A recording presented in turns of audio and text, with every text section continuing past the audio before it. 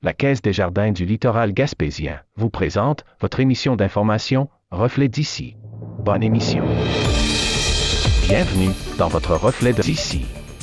Cette semaine, votre émission des nouvelles locales et régionales est rendue possible grâce à la collaboration de nos différents journalistes, techniciens et bénévoles.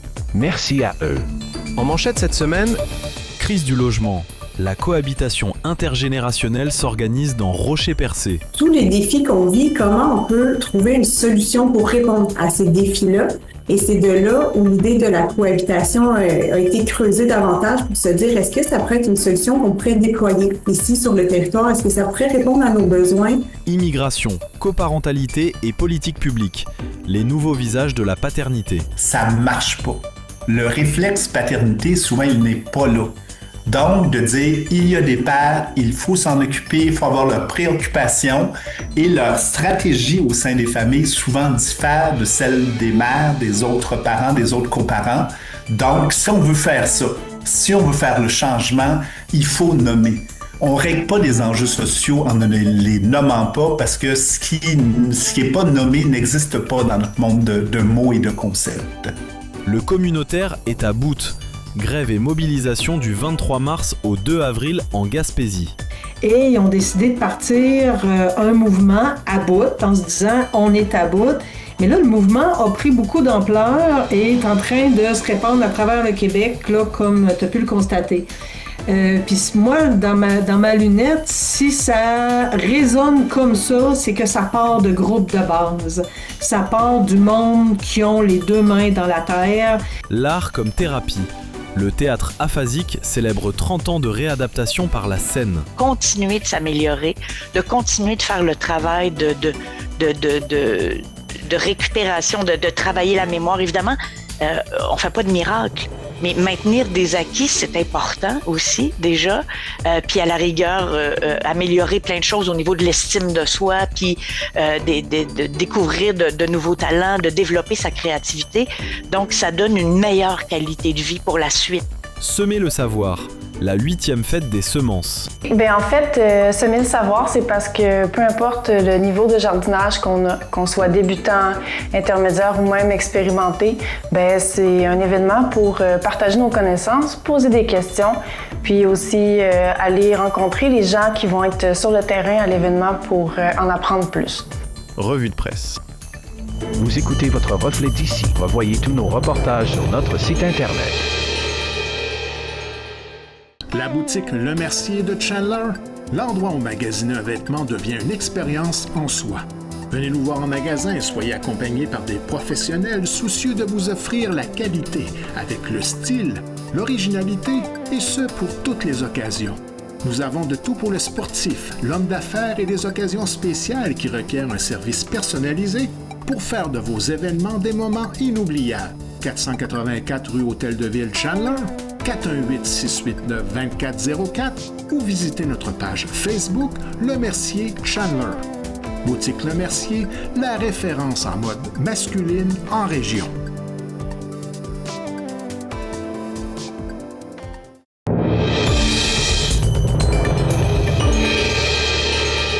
Face à la crise du logement qui frappe la MRC du Rocher-Percé, la cohabitation intergénérationnelle pourrait-elle être la solution?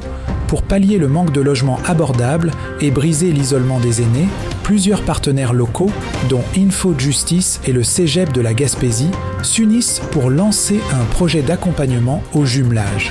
Le concept, un propriétaire ouvre ses portes à un locataire, comme un étudiant hors région ou un nouvel arrivant, en échange d'un loyer modique et de menus services au quotidien. On en discute avec Myriam Carbonneau-Girouard, agente de développement au réseau en développement social Rocher-Percé, et Samuel Méthode-Laflamme, gestionnaire administratif à l'École des pêches et de l'aquaculture du Québec. Parce que j'ai une question qui concerne surtout les rôles, dans le fond, pourquoi est-ce que Samuel est là, pourquoi est-ce que Myriam nous parle, qui s'occupe de quoi là-dedans. J'ai lu quand même vos documents avec le courriel que tu avais envoyé à Thierry, Myriam aussi, là, qui donne quand même déjà quelques explications. Donc j'ai certaines idées, mais c'est quand même assez flou pour moi, mais ça va bien, j'ai quand même préparé quelques questions dans ce sens-là. Donc peut-être Myriam, si tu voulais nous présenter un petit peu C'est quoi ce projet de cohabitation? D'où est venue l'idée? Et puis pourquoi vouloir justement en parler aujourd'hui? Bien sûr, le projet de cohabitation, ça fait quand même quelques années que c'est réfléchi là, dans la MRC du Rocher-Percé. Ça fait encore plus longtemps que ça existe là, ailleurs au Québec, au Canada. C'est des initiatives qui existent déjà, mais qui n'étaient pas encore implantées localement. Puis, dans le fond, localement, l'idée est venue un peu par la réflexion de plusieurs partenaires autour de la table, plusieurs organisations qui se sont rencontrées année après année au niveau de l'enjeu de l'habitation. On vit une grande crise du logement dans le Rocher-Percé, on le sait, on le nomme.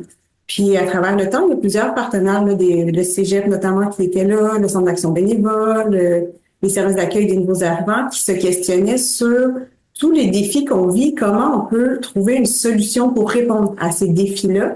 Et c'est de là où l'idée de la cohabitation a été creusée davantage pour se dire, est-ce que ça pourrait être une solution qu'on pourrait déployer ici sur le territoire? Est-ce que ça pourrait répondre à nos besoins pour créer plus d'habitations abordables? Et est-ce qu'on peut, par la bande, répondre à d'autres défis aussi au niveau de nos aînés qui vivent plus seuls à domicile, qui sont plus isolés? Est-ce que ça pourrait aussi combler ce besoin-là de briser l'isolement? Ok, intéressant. Alors, peut-être plus pour définir le terme de cohabitation, parce que dans le fond, pour les gens qui nous écoutent et même pour moi, alors je sais qu'on a des termes des fois pour vivre ensemble. Il y en a, c'est des colocs, il y a cohabiter avec quelqu'un. Qu'est-ce qu'on entend exactement dans votre projet par cohabitation? Je peux continuer. On est allé avec le terme cohabitation, puis on a pris le temps d'y réfléchir aussi. On a un autre partenaire autour de la table qui est le Centre de justice de proximité, qui s'appelle maintenant InfoJustice, qui nous a beaucoup aidé là-dedans parce qu'on se questionnait cohabitation, colocation, c'est toute la même chose? Est-ce que ça marche de la même façon? Fait qu'on leur a demandé de faire des recherches juridiques pour commencer, pour bien le définir. Puis en gros, la cohabitation, ça va beaucoup, beaucoup ressembler à la colocation. Par contre, ici, c'est pas deux personnes qui sont locataires. Dans la cohabitation, il y a une des personnes qui est propriétaire de sa maison, qui vit chez elle et qui va décider d'ouvrir ses portes à une autre personne, un locataire à ce moment-là. Puis cette personne-là va payer un loyer, va aussi rendre certains petits services. Il va avoir vraiment un échange, une vie ensemble. Mais dans cette relation-là, il y a une personne qui est propriétaire de la maison. D'accord. Alors peut-être Samuel, est-ce que tu voudrais nous connecter un petit peu ce projet-là avec le Cégep déjà? Oui, bien sûr. Ben, en fait, pourquoi le Cégep est partenaire de cette initiative-là? Ben, ça vient dû au fait que nous accueillons beaucoup d'étudiants hors région, ben, qui sont pas de notre région administrative à nous, donc Gaspésie-les-Îles, donc on a des étudiants d'un peu partout, Côte-Nord, etc. On a aussi des étudiants étrangers qui ont besoin de se loger pour la durée de leur parcours, soit 3 ans, soit 1 an, tout dépendant de leur programme ou qu'est-ce qu'ils souhaitent faire chez nous. Puis veut pas, on se le cachera pas, ben, si les gens vivent également une pénurie de logement, ben, nos étudiants vivent également la même problématique chez nous. Donc, de notre côté, c'est un enjeu là, de pouvoir loger nos étudiants. On réussit quand même d'année en année, mais on voulait avoir différents outils à notre arc. Et la cohabitation, on trouvait que c'était, comment je pourrais dire, un profil type peut-être pour nos étudiants, qui puissent avoir accès à un logement abordable. Donc, c'est ça aussi le but de la cohabitation, c'est de permettre d'avoir accès à un logement que je pourrais dire un peu plus modique versus un logement qu'on pourrait dire plus traditionnel, donc un appartement complet, etc. Alors que là, ben, c'est un partage d'espace, mais aussi un partage de services avec la personne qui va ouvrir ses portes. C'est sûr que ça amène d'autres, pas enjeux, mais je pourrais dire d'autres étapes avant qu'on arrive à faire de la cohabitation. Donc, c'est faire le maillage entre les deux personnes pour s'assurer que ce soit complémentaire. Mais avant toute chose, notre objectif à nous, c'était avoir une autre opportunité de plus pour nos étudiants. Puis aussi, ben, collaborer un premier projet avec le réseau de développement social. Là. Ça fait pas depuis très longtemps qu'on s'implique au sein du réseau, mais je trouvais que c'était essentiel là, que nous participons à cette solution. D'accord. Alors, comment est-ce qu'on fait pour justement connecter? Comment ça va être quoi votre démarche? Ou c'est peut-être déjà lancé? Vous en êtes tout dans votre projet pour dire, je trouve un propriétaire et puis après ça, on va faire cohabiter du monde. Puis j'ai comme compris, Myriam, que tu parlais aussi des personnes âgées, les sortir un peu de l'isolement. Donc, est-ce que c'est un projet qui se veut aussi multigénérationnel? On trouve des propriétaires personnes âgées, on les greffe avec des étudiants. Comment ça va se passer concrètement sur le terrain? Oui, il y a une grande part d'intergénérationnel, mais pas que. On le dit là dès le départ, il y a plusieurs organisations autour de la table qui réfléchissent à cette solution-là. On veut pas faire n'importe quoi, on veut pas jumeler n'importe qui ensemble. Donc, on a des organisations qui vont plus travailler, collaborer avec des aînés à domicile, d'autres avec les étudiants, d'autres avec des nouveaux arrivants. On y a vraiment vu une solution très adaptée pour aînés, nouveaux arrivants et étudiants. Mais s'il y a d'autres personnes qui nous entendent, qui se disent, moi, ça me tente de vivre cette expérience-là, puis je pense pas que je suis une aînée, mais c'est bien correct, là, c'est ouvert à tous.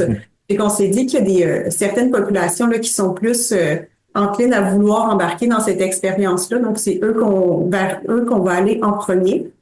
Puis, si on est autant d'organisations autour de la table, c'est parce qu'on veut accompagner les gens là-dedans.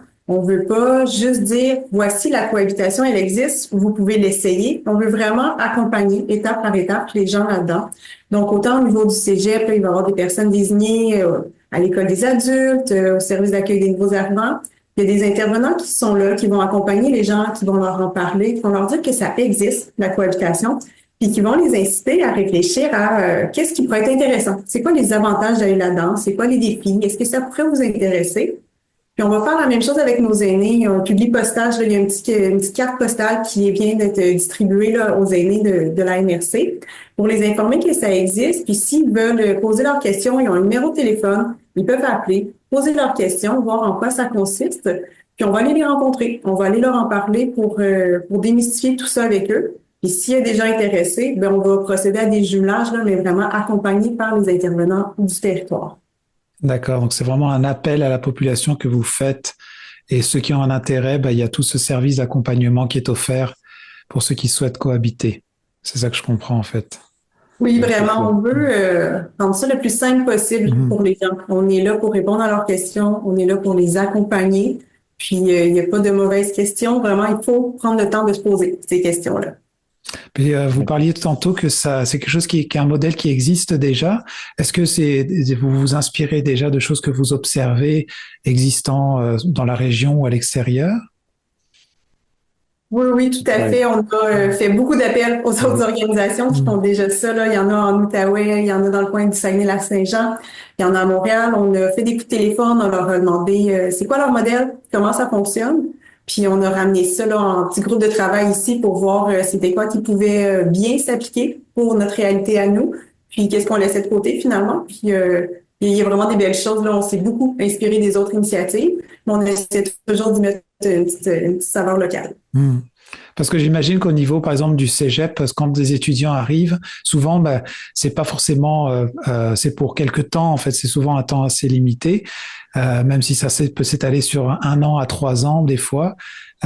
J'imagine qu'il y aurait de l'intérêt pour ces gens-là de pouvoir vivre chez l'habitant, entre guillemets. Je vais le placer comme ça. Oui, surtout que parfois ils peuvent arriver ici puis ils n'ont pas nécessairement de réseau. Quand je pense à nos étudiants étrangers, ils partent, mettons, de l'Afrique francophone ou encore des régions de la francophonie, puis là, ils arrivent chez nous. C'est quand même un dépaysement. C'est sûr qu'il y a l'accompagnement de cégep tout au long de leur accueil, etc. Mais parfois, cette étape-là ça peut être une solution hyper intéressante pour briser l'isolement, de nos étudiants, mais aussi au sein de la population accueillante, là. Puis nous, on le voyait un peu dans ce sens-là. C'est sûr que de notre côté, l'accompagnement va se faire pour notre étudiant, par exemple, et que de l'autre, ça peut être soit l'organisation, mais c'est sûr qu'il va y avoir un suivi qui va être fait tout au long, comme qu'on fait actuellement avec nos étudiants étrangers.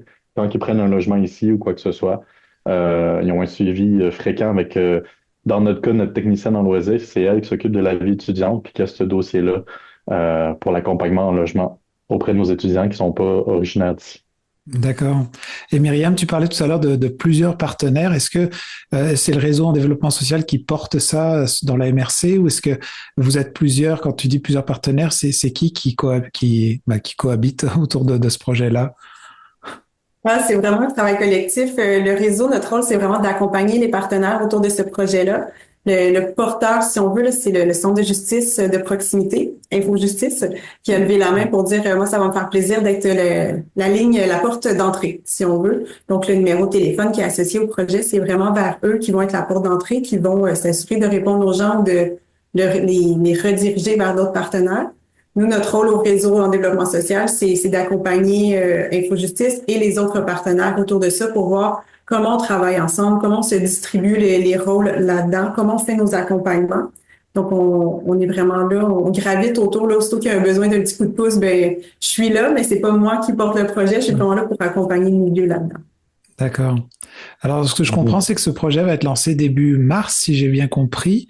Est-ce que c'est comme un peu, dans le fond, vous préparez tout pour pouvoir être prêt, que ce service d'accompagnement puisse déjà répondre à des gens qui auraient un intérêt? Puis les gens qui nous écoutent, dans le fond, ça va être quoi les étapes une fois qu'on a fait un appel par intérêt, qu'on a une maison, on voudrait offrir, c'est comme ça, ou bien peut-être on cherche un hébergement, c'est dans les deux sens?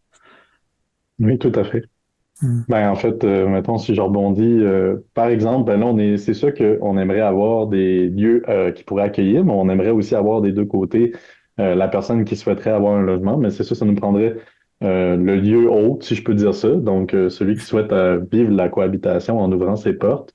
Mais tous les documents existent déjà pour l'accompagnement, il reste juste à déployer un peu. On est vraiment dans cette campagne-là je pourrais dire, de recrutement. Puis nous, notre côté, les autres partenaires, c'est souvent nous qui avons la clientèle qui pourrait être la plus ciblée pour soit faire les jumelages ou quoi que ce soit. Donc, c'est là que Infojustice, par exemple, son justice de proximité, pourrait accueillir les personnes souhaitant accueillir des gens chez elles, faire de la cohabitation. Puis nous, ben, on pourrait être jumelés ou voir avec eux les profils qu'ils souhaiteraient accueillir. Fait que là, c'est là que la période de jumelage va se faire, là. D'accord.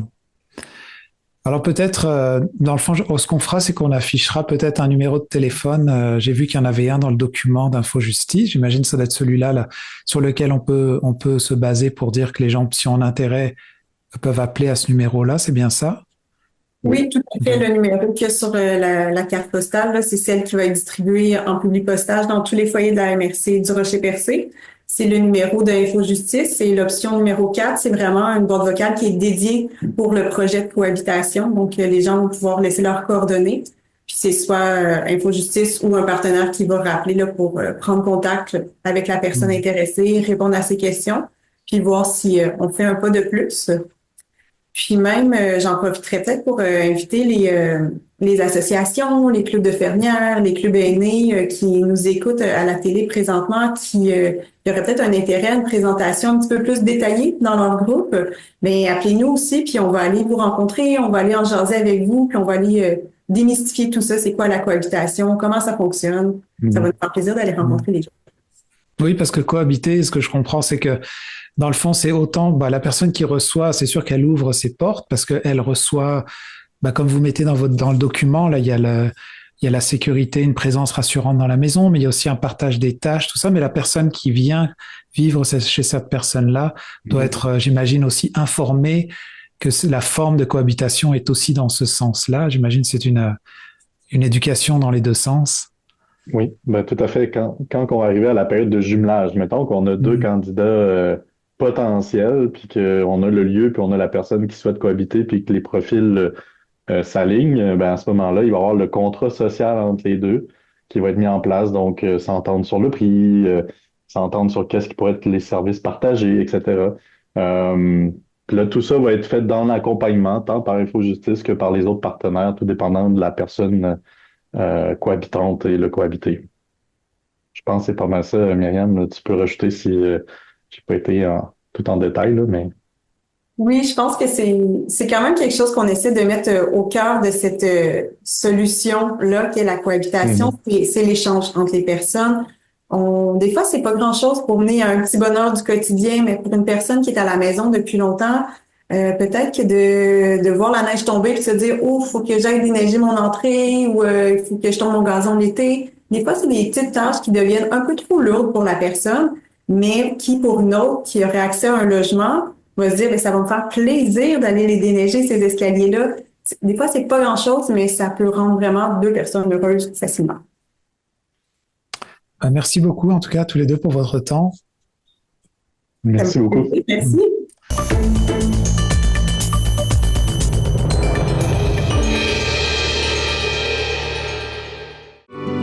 Vous recherchez une expérience d'hébergement en Gaspésie alliant un site exceptionnel avec la découverte d'un menu culinaire du terroir gaspésien? C'est ce que vous offre le motel Fraser de Chandler et le restaurant Le Sieur de Pabeau. Utilisez notre borne automatisée lors de votre séjour, réservez une table, découvrez notre menu ou commandez votre repas directement sur notre site web. Pour un séjour inoubliable, le motel Fraser, un incontournable en Gaspésie.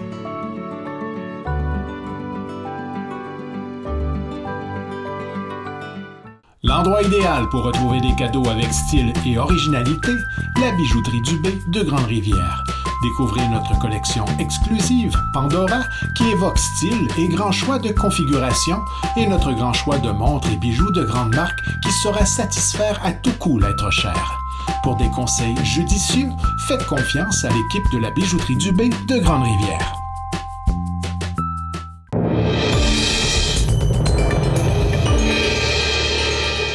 Comment le rôle de père s'adapte-t-il aux nouvelles réalités familiales et migratoires d'aujourd'hui ? Bien que le père québécois se démarque en Amérique du Nord par son fort engagement, les récentes réflexions soulignent les défis poignants des pères immigrants, déqualification, choc des valeurs et la stagnation de nos politiques familiales à l'échelle mondiale. On en discute avec Raymond Villeneuve, directeur général du regroupement pour la valorisation de la paternité. Oui, donc mon nom est Raymond Villeneuve, je suis le directeur général du regroupement pour la valorisation de la paternité. Nous, on est un regroupement avec près de 300 membres dans toutes les régions du Québec et notre mission, là, c'est vraiment d'inclure les pères, la coparentalité dans les politiques publiques, dans les services et d'amener ça dans l'espace public, dans les médias pour faire évoluer là, positivement notre société. Alors, je voulais discuter avec toi un petit peu parce que j'ai vu que a eu lieu la super conférence. Dans le fond, nous faire un petit peu un résumé. Déjà, je comprends que vous vous rassemblez comme ça chaque année pour réfléchir un peu et redonner la place un peu à la paternité, en tout cas le rôle du parent, du père. Déjà, comment ça s'est passé cette année-là, ce rassemblement? Nous sommes absolument ravis, c'était magnifique, on était complet, donc il y avait 300 personnes de toutes les régions du Québec qui étaient à Montréal. Beaucoup de nouveaux mondes aussi, ça nous fait toujours plaisir de voir des nouveaux partenaires, des nouveaux amis qui ont à cœur là, de soutenir l'engagement des pères et ça a été, je dirais, quand même assez magique. Là. Il y a eu plein de moments extraordinaires. On a une super belle conférence d'ouverture avec Sophie Mathieu sur toute la question là, de comment est-ce qu'on progresse comme société sur l'impact des publics, l'impact des politiques publiques là, sur l'engagement des pères, sur les pas qui restent encore à faire. 10 beaux ateliers, il y a plein de sujets intéressants. On a lancé le thème de la nouvelle semaine québécoise de la paternité. On va parler de coparentalité, donc ça va être faire équipe pour que toute la famille y gagne. Puis on a plein de beaux visuels, plein de belles images. On a aussi eu un super beau gala paternité. On a remis des prix avec des moments très émotionnants, beaucoup d'émotions. Donc une journée absolument magnifique. Là, j'ai encore plein d'étoiles dans le cœur. Puis comme ça, d'année après année, je sais pas si c'est la bonne question, mais qu'est-ce qu'on apprend de plus? Parce que je sais qu'on s'est parlé la dernière fois que la société se transforme aussi beaucoup. Et la façon d'être une famille aussi, ça change, tout ça. Mais comment, cette année, qu'est-ce qui a pu ressortir dans le fond qui fait que on progresse peut-être? Tu parlais aussi qu'il y a besoin encore d'avancer dans cette direction-là, mais est-ce que déjà on réduit aussi ce rapprochement de l'idéal? En tout cas, j'ai beaucoup de questions là, mais on va commencer par celle de qu'est-ce que toi tu ressortirais de quelque chose de nouveau qui est apparu dans cette super conférence? Ben, cette année, c'était notre 20e anniversaire du colloque. C'est quand même pas rien. Donc, ça fait 20 ans qu'on tient ce colloque-là à chaque année, puis on est à peu près plein tout le temps. Donc, juste de constater que le mouvement est toujours là, l'intérêt est toujours là, c'est déjà quelque chose. J'ai l'impression que dans notre mouvement, il y a comme un approfondissement de la réflexion collective. Il y a des enjeux particuliers qu'on traite maintenant, comme toute la question des pères qui ont des enfants en situation de handicap, des pères qui sont eux-mêmes en situation de handicap avec tous les enjeux que ça peut soulever. On avait un très, très bel atelier sur la coparentalité en contexte migratoire, un autre sur les travailleurs étrangers. La grande majorité des travailleurs étrangers, c'est des hommes qui sont pères. Ils sont d'ailleurs choisis pour le fait qu'ils sont pères. Comme ça, ils ont comme un fil à la patte et on s'assure qu'ils vont retourner au pays. Mais tu sais, si quelqu'un il est pas dans sa famille pendant 6 mois, puis des fois pendant plusieurs années. Donc, il y a un paquet d'enjeux qui sont présents, des défis de soutenir la famille, d'être présent au sein de la famille. Fait que je te dirais, c'est d'une part, ce que je retiens, c'est d'une part près de la moitié des personnes participantes, c'est du nouveau monde, donc des nouveaux amis, le réseau s'étend, et d'autre part aussi un approfondissement de la réflexion collective qui se décline maintenant dans toutes sortes de problématiques et vers toutes sortes de partenaires. Fait que donc c'est très très très très chouette tout ça là. Et est-ce que le fait que, je disais tout à l'heure que la société change aussi un peu, et est-ce que le fait que ces changements ont lieu font que ça nous éloigne de l'idéal, des fois parce qu'on se fait surprendre par des nouveaux concepts, des nouveaux codes ou des nouvelles façons de fonctionner, ou est-ce que on arrive à se rediriger? Comment ça se passe concrètement? Ben, c'est sûr que c'est un défi permanent. Moi, je te dirais que chaque matin, quand je me lève, je dois être ouvert à me remettre en question.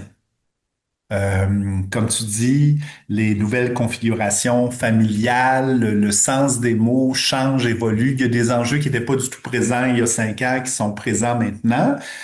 Mais je pense que, comment je peux dire, il faut accepter que de toute façon, la famille, une famille, des familles, la famille, c'est quelque chose qui bouge constamment, qui est constamment effervescent.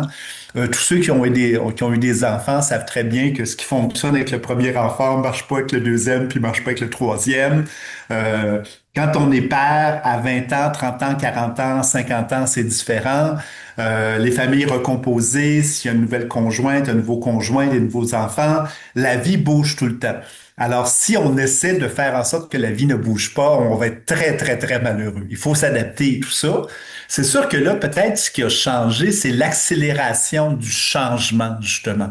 Les choses changent de plus en plus vite, donc ça prend beaucoup de souplesse mentale et psychologique pour naviguer dans tout ça. Mais je pense tout de même que notre mission est plus pertinente que jamais. De juste lever la main et dire il y a des pères, je vois encore que c'est absolument essentiel et nécessaire. Puis quand on dit père, c'est dans le sens large, c'est n'importe quelle personne qui s'identifie comme père, mais comme on s'est déjà parlé, le simple fait de dire mère et parent n'est pas suffisant pour mobiliser les pères. Parce que si on les vise pas, si on s'adresse pas à eux, si dans nos programmes, nos politiques, on n'a pas une stratégie explicite à cet égard-là, je pourrais te parler pendant 3 heures de temps, encore maintenant d'exemples où ça marche pas. Le réflexe paternité, souvent, il n'est pas là. Donc, de dire, il y a des pères, il faut s'en occuper, il faut avoir leur préoccupation et leur stratégie au sein des familles souvent diffère de celle des mères, des autres parents, des autres coparents. Donc, si on veut faire ça, si on veut faire le changement, il faut nommer. On ne règle pas des enjeux sociaux en ne les nommant pas parce que ce qui est pas nommé n'existe pas dans notre monde de mots et de concepts. Et là, ce que tu nous reflètes, c'est bien une réalité québécoise, hein? C'est bien ça? Ben, c'est-à-dire que ça se décline avec différentes couleurs. Si on va en Europe, les pays scandinaves, la France, la Suisse, l'Espagne, chacun a des réalités particulières. Mais c'est clair que nous, on est vraiment impliqués au Québec et c'est ce que l'on constate là chez nous. Est-ce que avec des colloques de cette envergure-là, vous arrivez aussi à à voir un peu ce qui se passe autour. Et là, on va parler peut-être juste autour du Québec, au Canada, d'avoir un peu des exemples de ce de ce qui se passe. Ben, écoute, c'est assez clair et ça, il y a comme sans l'ombre d'un doute qu'au niveau nord-américain, le Québec est vraiment en avance. On avait même, à un moment donné, on s'est amusé à faire un sondage léger où on avait sondé des pairs du Québec et des pairs du restant du Canada et il y avait vraiment un écart marqué.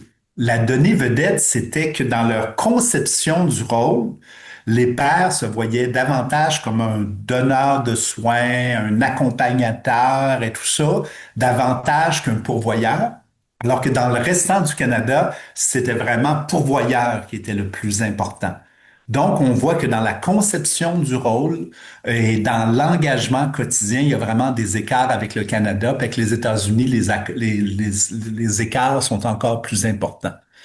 Au niveau mondial, c'est clair que les pays scandinaves, on en parle toujours, au niveau de la paternité, sont en avance sur nous, notamment parce qu'ils ont des congés de paternité, des congés parentaux beaucoup plus avantageux que les nôtres. En France, on a un congé de paternité récemment qui est arrivé, là. On attend encore de voir les impacts, mais ça, c'est intéressant, 5 semaines. En Espagne, il y a un congé de paternité plus intéressant.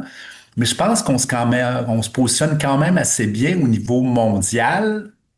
Mais là, ce qui est un peu préoccupant, c'est comme si, au niveau des politiques publiques, on dit, OK, parfait, c'est fait, on prend ça pour acquis. On a un congé de paternité de 5 semaines au Québec, c'est très bien, c'est le meilleur en Amérique du Nord. Mais si on compare au niveau mondial, on régresse au niveau des rangs, là. Parce que les autres ont continué à avancer, puis nous autres, on stagne à 5 semaines. Alors, au Québec, on peut faire mieux, bien que la société soit très sensible à ces enjeux-là. En termes de politique publique, congé de paternité, politique en périnatalité, plan d'action santé bien-être des hommes, puis c'est une période financièrement et gouvernementalement difficile, là. Il y a un peu une stagnation au niveau de l'action publique dans les dossiers de la paternité, puis on aimerait bien que ça reparte un petit peu, là. Et dans les nouvelles réalités, on en avait parlé un petit peu dans notre autre entrevue, survolé ce sujet-là, mais l'immigration et on va dire que le portrait du Québécois change aussi. Donc en fait, j'imagine que le travail, peut-être sûrement vous en avez parlé durant ce colloque-là, mais le travail à faire dans le fond d'adapter dans les deux sens là, cette nouvelle réalité, non? Ah oui, c'est sûr qu'il y a des grands enjeux. C'était tellement intéressant. Moi, j'ai eu la chance d'assister à l'atelier sur la coparentalité en contexte migratoire et les animateurs sont amusés à nous poser simplement une question. C'est qui les coparents? Hein, les coparents, c'est l'équipe parentale. Et là, au Québec, quand on pose cette question-là, c'est le père, la mère, la famille recomposée, ça peut être deux pères, ça peut être deux mères, et tout ça, mais c'est vraiment la cellule familiale restreinte. Et là, ce qui nous faisait remarquer, c'est que pour beaucoup de familles immigrantes, c'est beaucoup plus large que ça. C'est aussi la grand-mère, c'est aussi la tante, c'est aussi l'oncle. Il y a quelqu'un qui nous a raconté une anecdote qui était tellement chouette. Il dit à un moment donné, il y a des parents qui ont une difficulté, que leur ado, il n'y a rien à faire, l'ado veut rien entendre. Puis à un moment donné, ils finissent par appeler le coach de soccer en Algérie, puis c'est lui qui a réglé la situation. Alors, est-ce que c'est un coparent? Est-ce que c'est une personne significative? Mais tout ça pour dire qu'en contexte migratoire, les personnes immigrantes, pour beaucoup de ces personnes-là, la coparentalité, en fait, c'est le clan, c'est la gang, c'est la famille élargie qui élève les enfants. Donc, juste cette réflexion-là, déjà, c'est extrêmement intéressant. Et bien sûr, en contexte migratoire, pour les pères notamment, il y a toute la question de la déqualification professionnelle qui est vraiment un enjeu majeur. C'est tellement triste. Ça fait des décennies qu'on parle de ça au Québec, puis on est encore au même point. Tu sais, le classique, le médecin qui arrive ici, son diplôme n'est pas reconnu, finalement, il devient chauffeur de taxi, le professeur qui peut pas enseigner, etc., etc., etc. Et ce qu'on voyait, là, la statistique la plus probante qu'on a sortie l'année passée, c'est que les pères immigrants ont 2 fois plus de diplômes universitaires, mais 3 fois plus de chances de se retrouver dans une famille à faible revenu. Ça marche pas. Il y a vraiment quelque chose qui fonctionne pas. Et ça, qu'est-ce que ça fait? C'est une perte de l'estime de soi. C'est vraiment quelque chose qui est très, très difficile à vivre. Au niveau économique, ça a des impacts majeurs. Et au niveau de la coparentalité, quand tu te sens dévalorisé, tu ne te sens pas reconnu, c'est sûr que ça aide pas au sein des familles. Donc, tout ça, c'est un impact majeur. Bien sûr, aussi, souvent, il y a des enjeux de différence de valeurs entre la société d'où on vient, la société où on arrive. Bien sûr, il faut éviter de faire des généralités simplistes, là. Il y a beaucoup de complexité dans tout ça, mais pour beaucoup de gens, il y a un choc des valeurs, puis notamment pour les hommes, dans c'est quoi les relations hommes-femmes, c'est quoi les relations souhaitées au niveau de la parentalité. Il y a souvent des écarts importants entre les sociétés, ce qui fait que il y a vraiment des défis importants pour les hommes, pour les pères, de s'adapter, de transiter, de revoir ses valeurs sur tout ça, les relations avec les enfants. Et puis là, c'est reconnu aussi, les enfants s'adaptent souvent plus vite que les parents. Ils sont jeunes, ils vont à l'école, ils arrivent à l'école secondaire, puis ils disent, ils trouvent ça cool, telle affaire, telle affaire, telle affaire. Et ça aussi, donc, peut créer un écart. Donc, entre les parents, entre les enfants, entre les hommes et les femmes. Donc, c'est vraiment des processus extrêmement importants. Et donc, il faut vraiment, vraiment y porter attention. Et nous, ce qui est important pour nous, c'est toujours de rappeler, c'est que souvent au cœur du projet migratoire, toute la question de donner un meilleur avenir aux enfants, la plupart du temps, c'est central. C'est ça qui pousse les familles immigrantes, les hommes immigrants à venir ici. Donc, il faut se rattacher à ça, mais si tu peux plus jouer ton rôle de pourvoyeur, si t'es pas reconnu, si tu te sens déqualifié au niveau personnel et professionnel, ça peut être douloureux et entraîner beaucoup de détresse. Donc, on pense qu'il faut vraiment avoir une attention particulière envers ces hommes-là pour le bénéfice de tous les membres de la famille. Ouais, hein, c'est impressionnant. Je comprends vraiment là l'idée de, en fait, la réflexion arrête vraiment jamais, en fait. Puis là, tu dis, ça fait quand même 20 ans que vous faites ce colloque, mais que dans le fond, le travail continue sans cesse déjà pour l'adaptation, mais déjà de trouver la place, quoi. Ouais. C'est ça, puis il y a un paquet de nouveaux enjeux. Je parlais en ouverture aussi des travailleurs étrangers. Ça, c'est tout un autre niveau d'enjeu, puis ils sont dans une très grande précarité. Il y a un paquet d'enjeux qui viennent avec ça. Au Québec, on parle de plusieurs dizaines de milliers de travailleurs étrangers, puis il y en a dans presque toutes les régions du Québec. Donc, c'est toutes des papas qui sont là pour le bien-être de leur famille, qui font quand même un sacrifice important. Alors, comment est-ce qu'on pourrait intervenir là-dessus? Ça pose plein de questions. Il y avait un atelier absolument intéressant auquel je n'ai pas pu assister malheureusement, mais tu parlais des nouvelles réalités familiales. Il y avait 3 papas qui ont décidé de fonder une famille entre guillemets, d'avoir un enfant avec une amie qui n'est pas une personne amoureuse. Donc, et ça, de plus en plus, on appelle ça la paternité élective. C'est quelque chose qui existe, qui fait partie de notre environnement, mais c'est un paquet de nouveaux enjeux sociaux dans ce contexte-là. Donc, il y a plein, plein, plein de nouvelles réalités. Donc, je pense qu'on a encore plein de défis à venir. Et après ça, c'est toute la question, c'est que les environnements de service ont affaire avec tous ces enjeux-là, ces réalités-là. Donc, beaucoup, beaucoup de travail d'adaptation pour eux. Oui, c'est vrai.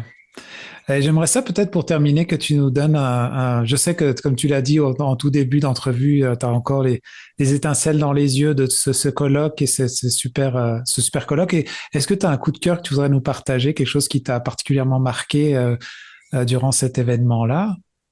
Ah, là, si tu viens me toucher au cœur, je te dirais, on a rendu un hommage à notre présidente qui va quitter la présidence, c'est Diane Dubeau. Et Diane est une personne que tout le monde aime, que tout le monde adore. C'est la meilleure personne sur la Terre. Mais c'est aussi une chercheure de haut niveau qui s'est dévouée pendant plein d'années. Ça fait plus que 30 ans qu'elle fait de la recherche sur les pères. Elle s'est investie dans plein de projets de recherche, dans plein de projets d'évaluation aussi de projets communautaires, dans des recensions, dans des analyses de politique publique. Elle a fait plein de choses. Et le moment coup de cœur total de tout le monde la journée, c'est que son fils, ingénieur, qui avait jamais fait d'allocution en public, est venu lui rendre hommage et elle savait même pas qu'il était là. Et là, écoute, tout le monde dans la salle, on avait comme le moton dans la gorge, absolument magnifique. C'était une scène de film. C'est vraiment une scène de film, là. Tu sais, quand tu arrives à la fin du film, et c'est le témoignage que tout parent aimerait que son enfant lui rende à la fin de sa vie, là, comme dans les films. Là, tu montes la Grande Allée, tu vois là. C'est juste parfait comme moment, là. Tout le monde pleurait, c'était magnifique, c'était de toute beauté. Et je crois profondément dans ces choses-là. C'est important pour une communauté de reconnaître ses héros, ses pionniers. Un, pour leur dire merci, mais aussi pour... c'est comme des jalons, c'est des façons de se positionner et de se projeter vers l'avant, de dire, il y a des gens qui nous ont passé le flambeau, maintenant à nous de prendre le flambeau et d'aller plus loin. Donc, le moment de coup de cœur, c'était vraiment celui-là. Et ça me fait quand même rappeler que en fait, le regroupement pour la valorisation de la paternité et toute cette réflexion qui se porte avec ça, c'est pas juste une gang de pères, c'est ça que ou de gars qui se rassemblent pour juste réfléchir sur quelque chose. Ça a l'air d'être vraiment très éclectique. Il y a beaucoup de personnes, de femmes, d'hommes qui travaillent à réfléchir sur cette réalité-là. Ouais, le RVP, on a toujours travaillé dans la parité. Moi, j'y crois profondément. Sur notre conseil d'administration, on a parité homme-femme. Dans notre équipe, on est une douzaine, on a parité homme-femme. Dans nos comités de travail, on est paritaire. Ça fait vraiment partie de notre façon de faire parce qu'on y croit. On croit qu'au sein de notre société, il y a des hommes, il y a des femmes, il y a des pères et des mères, puis tout le monde a quelque chose à apporter. Et c'est pas juste un slogan pour nous, l'égalité entre les hommes et les femmes, entre les mères et les pères. Ensemble, on le fait. Puis à chaque fois qu'on le fait, on est vraiment gagnant. Puis j'avais une conclusion à ajouter. Moi, je pense que quand on est dans le ensemble, le vrai ensemble, on gagne tout le temps. Dans le discours, mais encore plus important, dans la façon d'arriver à un enjeu. Parce que des fois, il y a des gens qui disent des choses, il faut faire ci, il faut faire ça, mais s'ils le font pas, ça a une portée limitée et c'est pas ça le vrai truc. Si tu dis, je crois vraiment dans l'égalité entre les hommes et les femmes, il faut que tu le fasses également dans tes actions, du quotidien, mais aussi professionnel.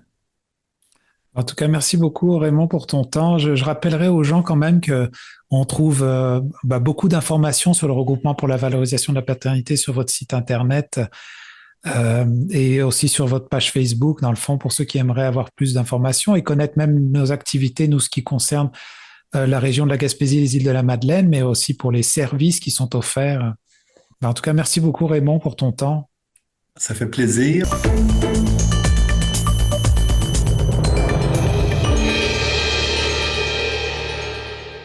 Marché Richelieu de Cap-d'Espoir, l'endroit où faire son épicerie devient un plaisir à découvrir et à partager. Venez déguster nos produits du terroir gaspésien et nos spécialités cuisinées ici même, la cuisine de notre chef Nicolas. Que ce soit pour le prêt-à-manger ou un dessert fait maison, pour des produits frais, de la bonne bière gaspésienne ou simplement pour le plein d'essence, rendez-vous au marché Nicolas de Cap-d'Espoir. Venez visiter la boutique Ariane Turbide et découvrez un univers de cadeaux à offrir à l'être cher. Notre grande gamme de choix de bijoux pour elle et lui vous permettra à coup sûr de personnaliser chacun de vos cadeaux. Bijoux en or, en argent, montres et accessoires de toutes sortes et des cadeaux pour les jeunes et moins jeunes. Venez découvrir nos exclusivités en boutique. L'équipe de la boutique Ariane Turbide se fera un grand plaisir de vous servir et vous conseiller judicieusement.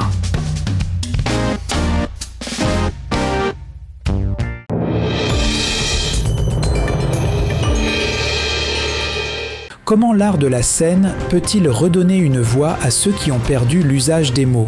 Souvent causé par un AVC ou un traumatisme crânien, l'aphasie est un trouble neurologique qui affecte sévèrement le langage. Depuis 30 ans, le théâtre aphasique utilise l'art dramatique, le mime, le corps, l'expression faciale comme un outil puissant de réadaptation et de reconquête de l'estime de soi. Alors que l'organisme souligne son anniversaire avec l'exposition Le silence qui parle et la pièce Suivez le fil en tournée provinciale, on lance un appel aux associations gaspésiennes pour accueillir ces œuvres dans la région. On en discute avec Isabelle Côté, directrice générale du théâtre aphasique. On pourrait commencer par, dans le fond, tout simplement démystifier le terme parce qu'on utilise souvent le mot aphasie sans toujours en saisir toute la profondeur ou on confond des fois parfois avec d'autres troubles cognitifs. Ouais. Et je sais que pour les gens qui nous écoutent et pour moi-même aussi, comment est-ce que vous expliqueriez concrètement ce qu'est l'aphasie et comment ça peut basculer le quotidien d'une personne là au-delà de la simple définition médicale? Oui, justement, cette fameuse définition médicale, moi, je la possède pas. Je suis pas une intervenante en santé, je suis une intervenante en théâtre. Donc, j'ai fait ma petite vulgarisation à moi. Donc, c'est vraiment l'aphasie arrive lorsqu'il y a un dommage au cerveau, du côté gauche du cerveau, là où il y a la parole. Il peut y avoir 3 sources de problèmes. Donc, ça peut être principalement un AVC, un accident vasculaire cérébral qui se passe donc du côté gauche du cerveau, ou un traumatisme crânien ou une tumeur au cerveau. Et là, ça se situe uniquement dans le niveau gauche, donc au niveau du langage, et ça va causer un trouble au niveau du langage. Donc, on va perdre en partie ou en totalité la capacité de parler normalement. Mais ça va affecter également autre chose, c'est-à-dire qu'il peut y avoir aussi une hémiplégie, donc une paralysie du corps, du côté droit principalement quand l'accident vient du côté gauche. Et il y a un paquet de petites difficultés qui peuvent provenir avec ça, là, que ce soit au niveau de la mémoire, au niveau de la concentration, ça peut être au niveau visuel également. Tu sais, à partir du moment où on a un dommage cérébral, il peut y avoir toutes sortes de ramifications, là. D'accord. Alors, justement, en faisant maintenant le lien avec le théâtre, est-ce que vous vouliez un peu nous présenter ce que vous faites vous là-dedans et pourquoi avoir décidé justement de porter ce projet-là de théâtre aphasique? Oui, on a célébré nos 30 ans l'année dernière. Donc, c'est une orthophoniste de l'hôpital de réadaptation Villa Medica, Anne-Marie Théroux, qui avait la formation, la double formation d'orthophoniste et de comédienne. Donc, elle avait fait les 2 formations et elle a décidé de démarrer des ateliers d'art dramatique avec ses patients, avec l'aval de son employeur, l'hôpital Villa Medica. Et elle a eu du temps de libérer pour pouvoir démarrer des ateliers d'art dramatique. Éventuellement, elle a créé un spectacle. Et en 1995, elle a démarré l'organisation. Donc, elle a incorporé l'organisme. Et c'est depuis ce temps donc qu'il y a d'une part, oui, une troupe de théâtre, mais également, évidemment, l'organisme a grossi, a offert une diversité dans ses services. Donc, on offre, oui, des ateliers de théâtre, mais éventuellement aussi des ateliers de danse, des ateliers de peinture, de voix. Donc, on essaie de travailler un peu tout ce qui est communication, qui permet de communiquer autrement, je dirais, parce que nos participants sont... on va avoir des difficultés de langage. Pour certains, ça paraît pas beaucoup. Pour d'autres, c'est important comme dommage. Et c'est pour montrer un peu qu'avec le théâtre, on peut arriver à communiquer avec l'expression du visage, avec le corps, avec le mime, puis qu'il nous reste encore plein d'autres moyens de communication que juste la parole. Donc, intéressant. C'était ma prochaine question, justement, ce paradoxe du théâtre, où ça me semblait paradoxal un peu, même l'idée un peu contre-intuitive de dire que utiliser l'art de la parole pour des personnes qui ont justement perdu l'usage des mots. Alors, d'ailleurs, comment en détail cette approche, ça réussit à fonctionner dans le fond? Ben absolument, puis c'est d'un théâtre adapté, donc c'est évidemment c'est les animateurs s'adaptent aux capacités des gens et leur font réaliser des talents ou des capacités qu'ils n'avaient pas ou qu'ils se connaissaient pas. Évidemment, la plupart d'entre eux ont jamais fait de théâtre, mais si on peut avoir très bien une communication nous deux dans un langage imaginaire avec des grognements et puis si l'émotion est là, on va très bien quand même comprendre à quel niveau on est ou quel type de conversation. On comprendra pas le contenu exact, mais on va quand même comprendre que si on grogne tous les deux, puis qu'on est fâché, puis qu'on a l'air de s'engueuler, les gens vont quand même comprendre le type de rapports qu'on a. Donc, il y a Vincent Leclerc, qui est notre porte-parole, qui aime à dire que nos comédiens sont des kamikazes, dans le sens qu'ils se lancent sans savoir si ils vont réussir, sans savoir s'il va y avoir des difficultés, parce qu'évidemment, les comédiens sur scène peuvent très bien avoir des manques du mot, ce qu'on appelle un manque du mot. Donc, c'est l'incapacité de trouver le mot. Bien qu'ils aient répété des milliers d'heures le spectacle, il y a toujours un moment où il va y avoir le manque du mot. Et puis Vincent dit, ben c'est des kamikazes. Il dit un comédien, ce qu'il a besoin de savoir, c'est avoir une bonne mémoire, avoir une bonne capacité de prononciation, être capable d'être souple dans son corps. Et là, il dit, on se retrouve avec ces gens-là qui font juste, ben, quand est-ce qu'on joue? Alors qu'ils ont toutes ces difficultés-là de prononciation, de respiration, de corps, et puis qui, malgré tout, arrivent avec toutes leurs émotions. Puis généralement, c'est des représentations qui sont très émotives parce que les gens dans la salle reconnaissent l'effort, voient à quel point ces gens-là ont travaillé fort et comment ils sont généreux de venir sur scène nous porter cette parole-là. Donc, ça fait des beaux moments généralement. Est-ce que, si je comprends bien, est-ce qu'au-delà de l'orthophonie ou même du côté médical, est-ce que cette démarche dans le théâtre est là aussi pour supporter un peu la médecine? Est-ce que ça fait faire un travail qui fait que les gens, au-delà de l'intégration, ou même c'est pour l'intégration, comment vous décririez ça? Je trouve ça intéressant que vous me parliez de ça. Justement, on travaille beaucoup ces temps-ci à faire reconnaître les organismes communautaires comme faisant partie du continuum de réadaptation. C'est-à-dire que le parcours de réadaptation, d'abord, c'est toute une vie. Hein? C'est pas juste une période de X mois en réadaptation. Après, les gens peuvent... Évidemment, il y a un plateau qui est atteint, puis là, les hôpitaux sont obligés de libérer les clients à ce moment-là. Mais la vie continue pour ces gens-là. Hein, on meurt pas d'aphasie. Donc, les gens vont avoir peut-être une très longue vie après, puis ils vont devoir continuer de vivre quand même avec ces difficultés-là. Donc, ça leur offre cette possibilité-là de continuer de s'améliorer, de continuer de faire le travail de récupération, de travailler la mémoire. Évidemment, on fait pas de miracle. Mais maintenir des acquis, c'est important aussi déjà.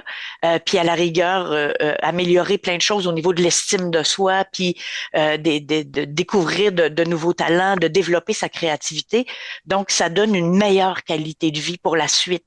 Donc, c'est important. Puis on travaille beaucoup là-dessus. On a une conférence à Première Ligne en santé au Palais des Congrès à Montréal en avril, où justement, on va parler de ce thème-là, qui est le parcours de réadaptation et comment c'est important d'y inclure les organismes communautaires. Oui, puis justement, en parlant des activités qui vont avoir lieu, je sais que là, il y a une exposition aussi que vous faites, Le silence qui parle, et je me demandais justement, à travers cette exposition, il y a souvent, on parle d'un point de bascule vers l'isolement pour les personnes qui sont touchées par ça. Et puis, il y a aussi je lisais un peu dans votre communiqué que des fois, quand on croise une personne aphasique qui cherche ses mots, ça peut être une réaction un peu de malaise ou d'impatience pour les gens qui ne sont pas au fait de ça. Alors, à travers cette exposition, ce serait quoi les préjugés ou le message que vous espérez faire tomber ou passer? Ah ben, c'est sûr qu'il y a une des missions importantes du théâtre aphasique qui est de sensibiliser la population à l'aphasie. Pour nous, c'est clair que plus la population va connaître l'aphasie, plus ça va améliorer la qualité de vie puis les rapports avec les personnes aphasiques. Parce qu'à partir du moment où on comprend mieux c'est quoi leurs difficultés puis comment est-ce qu'on peut communiquer avec eux, ben c'est tout le monde là qui va être gagnant là-dedans. Donc, en plus de nos spectacles qui servent également à sensibiliser, on a décidé pour notre 30e anniversaire de créer cette exposition-là qui fait le tour du Québec. Donc, Le silence qui parle, qui est le titre du premier spectacle du théâtre aphasique et qui raconte un petit peu l'évolution d'une personne au sein du théâtre aphasique. Donc, qu'est-ce qui se passe après la réadaptation et comment cette activité-là de théâtre peut aider les gens? Il y a, à travers l'exposition, des témoignages de personnes aphasiques, mais aussi beaucoup de proches et d'intervenants de la santé qui ont collaboré, qui ont travaillé avec nous, puis qui sont en mesure de reconnaître le bienfait du théâtre là, pour les personnes aphasiques. Donc, c'est une belle expo, c'est ludique aussi. Il y a des jeux à faire pour nous montrer un petit peu ce que c'est que de vivre avec ce handicap-là. Et puis, c'est très joyeux. Il y a une bande dessinée. En fait, on utilise des photos de nos personnages pour faire une espèce de roman photo qui raconte ce que c'est que l'aphasie, mais tout est ludique, tout est agréable. C'est à la bibliothèque de l'UQTR. On a travaillé beaucoup avec d'une part l'université l'UQTR qui a un département d'orthophonie. On travaille aussi avec l'association locale qui est une association pour personnes aphasiques, la PAMCQ. Donc, ce qui est important pour nous dans cette exposition-là qui se promène un peu partout, justement, c'est de travailler avec les associations de personnes aphasiques locales pour dire évidemment aux gens de la région, ben voilà, vous avez vous aussi des services qui sont offerts aux personnes aphasiques et qui font mieux connaître cette organisation-là. Donc, c'est à la bibliothèque de l'UQTR jusqu'au 19 mars. D'accord. Et si je connecte un peu maintenant tout ça à la région qui nous concerne, à la Gaspésie, île de la Madeleine, et je me disais, est-ce que, par exemple, des gens qui nous écoutent, quand ce genre d'AVC nous arrive, par exemple, est-ce que on est connecté à du support qui peut nous aider justement à avancer, ou est-ce que, par exemple, le théâtre aphasique, vous allez finir par faire une tournée aussi du théâtre? Comment est-ce qu'on peut connecter un peu ces deux univers-là pour la région qui nous concerne? Ben, c'est sûr qu'on essaie de rejoindre, on est situé à Montréal, mais on essaie de rejoindre vraiment la population générale un peu partout. On a développé des activités en ligne quand on a eu la pandémie, évidemment. On n'a jamais arrêté nos services, puis on a offert des ateliers en ligne. Donc déjà, ça, c'est possible de communiquer avec nous pour avoir des activités en ligne. Et puis là, ben, il n'y a plus de région, n'importe qui de n'importe quelle région, donc du Québec, peut évidemment se joindre à nous à ce moment-là. Puis ça permet d'offrir ces services-là. Il y a la troupe du théâtre aphasique, effectivement, qui se promène. Donc cette semaine, on va jouer à Trois-Rivières. Ensuite, on va jouer à Gatineau parce qu'on suit l'exposition qui se promène. Et puis, ben justement, si l'exposition pouvait être présentée dans votre région, ben ce serait très bien. Évidemment, il faut quand même collaborer avec une association locale. Pour nous, c'est important. C'est-à-dire que si on arrive avec notre exposition n'importe où dans une région où il n'y a pas de service pour les personnes aphasiques, je trouve que c'est un peu de la fausse représentation de venir dire, ben voici, regardez ce qu'on fait à Montréal, comment c'est intéressant, alors que c'est dit, ben oui, mais nous, on n'en a pas. Donc, c'est important qu'il y ait une association qu'on puisse promouvoir et qu'on puisse dire aux gens, ben regardez, chez vous aussi, vous avez des services et voici ce que c'est. Donc, oui, il y a une association, effectivement, à Rimouski de personnes aphasiques. Donc, avec une association, avec ce regroupement-là, par exemple, ce serait possible, effectivement, de faire venir et ou l'exposition ou le spectacle, tout à fait. D'accord. Alors, justement, ce spectacle, il me semble, s'appelle Suivez le fil. Non, c'est bien celui-là, son nouveau nom. Est-ce qu'en ce moment, dans ce que je comprends, c'est que vous êtes déjà un peu en tournée en suivant cette exposition? Exactement, oui, tout à fait. Puis on vient d'apprendre qu'il y aura une suite à ça aussi. Donc on avait au départ ciblé 5 villes. Donc l'exposition et le spectacle a d'abord fait Grenby, Québec, Montréal. On est à Trois-Rivières, on va faire Gatineau. Puis ensuite ça se poursuit. L'exposition va être au CHUM à Montréal, ensuite à Saint-Hyacinthe. Puis il nous reste une ville à déterminer. D'accord. Dans la prochaine tournée, je lance ça dans les airs. D'accord. Donc, ce que je comprends aussi, c'est que on peut dire que c'est un appel quand même à peut-être avoir un ancrage avec, parce que ce que je comprends, c'est que cette escale à Gatineau, vous collaborez étroitement avec l'association des neurotraumatisés de l'Outaouais. Oui, tout à fait. Comme vous l'avez dit juste avant, c'est crucial de lier l'art au réseau communautaire local.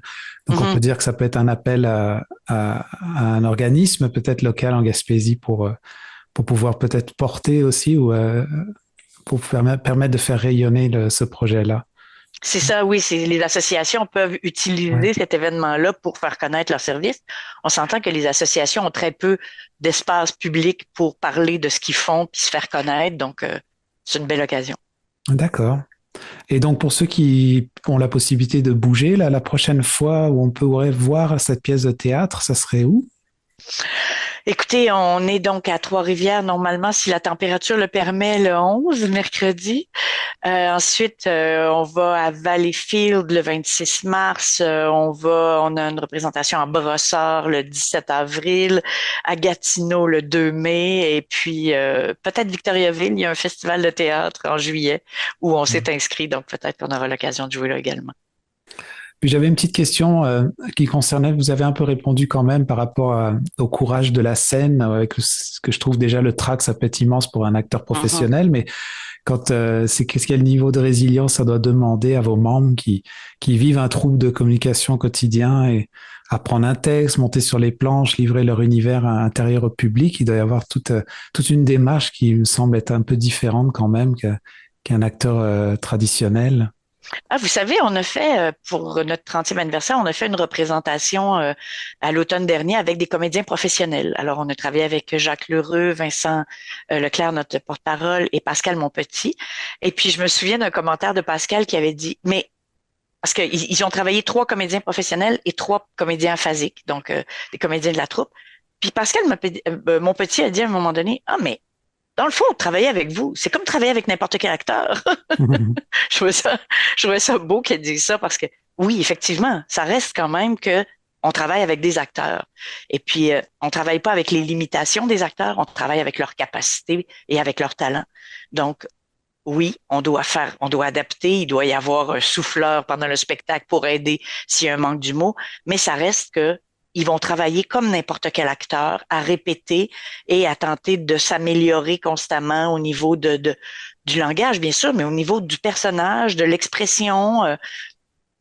Donc, ça reste, c'est un travail double, par contre, c'est un travail je dirais, d'acteur et d'athlète. Je pense un peu aux athlètes du cirque, parce qu'ils sont un peu toujours en déséquilibre, un peu comme marcher sur un fil. Alors, oui, l'acteur est là, il joue et tout ça, mais il doit quand même tenir compte qu'il est toujours sur un fil. Il y a toujours, ça prend pas grand-chose pour qu'il y ait une déconcentration et tout ça. Donc, c'est et des athlètes et des artistes. D'accord, intéressant. Alors, pour terminer, un endroit où on peut trouver de l'information justement pour se renseigner ou demander, oui, on aurait des questions concernant ce sujet-là parce que ça nous concerne ou un membre de notre famille.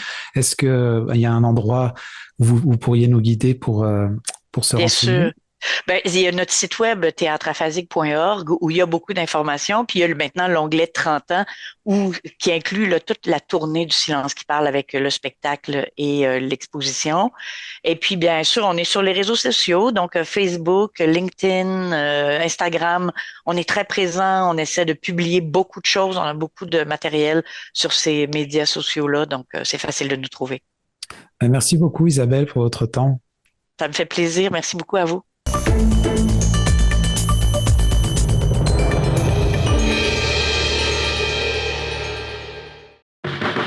La clinique d'optométrie Lémérion est fière de vous présenter cette programmation.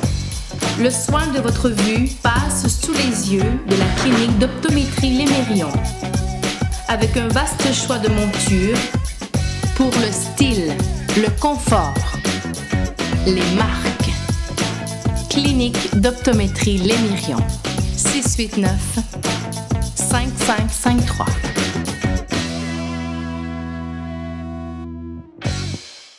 Automobile Mongey-Ford de Grande-Rivière, la force d'une équipe. Nous avons à cœur de vous servir avec passion et surtout de satisfaire vos attentes en tout temps. Notre équipe compétente d'expérience ne désire qu'une seule chose, la satisfaction de sa clientèle. Pour l'ensemble de vos besoins pour votre véhicule, pour l'achat d'un véhicule neuf ou d'occasion, venez rencontrer l'équipe Mongey-Ford. Notre force, notre équipe, nos employés.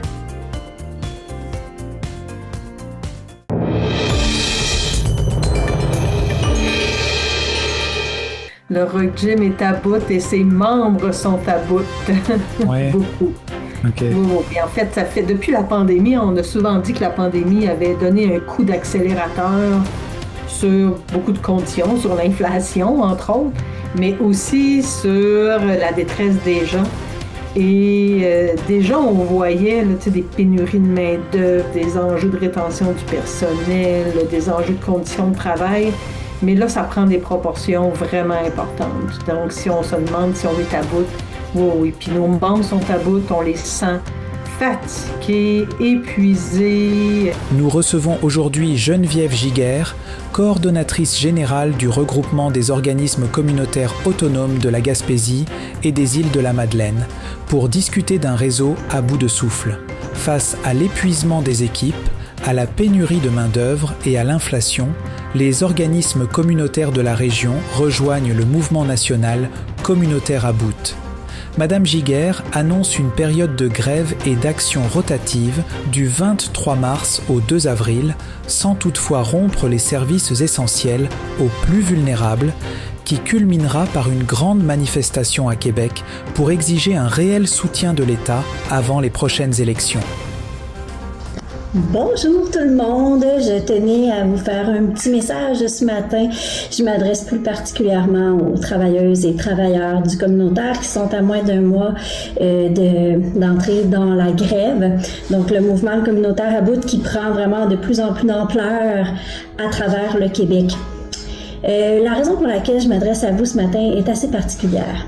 Pour comprendre que depuis des mois, à Shawinigan, on prépare ce mouvement-là. On a traversé la phase 1 et on prépare la phase 2. Ce qui fait que je m'adresse à vous aujourd'hui, c'est que depuis quelques jours, je reçois énormément de témoignages de la part de travailleuses et de travailleurs communautaires. Je vais dire travailleuses pour le reste de ma vidéo puisque ça représente quand même 80% du personnel qui travaille dans les milieux communautaires. Les témoignages que je reçois viennent valider pour quelles raisons on fait ce mouvement-là. Quand des intervenantes qui travaillent auprès de gens qui ont des problématiques de santé mentale reçoivent leur T4 et se rendent compte qu'ils gagnent à peine plus que 1 000 $ du seuil de la pauvreté. Une personne compétente, une personne qualifiée, une personne à l'écoute, bienveillante, qui accompagne, qui soutient au quotidien. C'est la même chose pour les jeunes qui fréquentent les maisons de jeunes. Les intervenants, les intervenantes n'arrivent plus à payer leurs comptes. Ces gens-là doivent devenir usagers, usagères des services du milieu communautaire. C'est la même chose, le même scénario pour tous les gens qui offrent du maintien à domicile pour les aînés. Même scénario pour les proches aidants.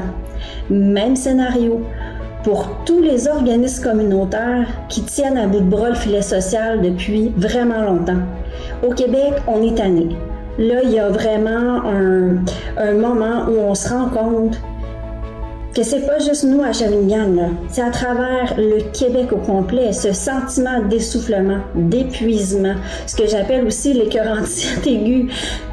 Les gens en peuvent plus.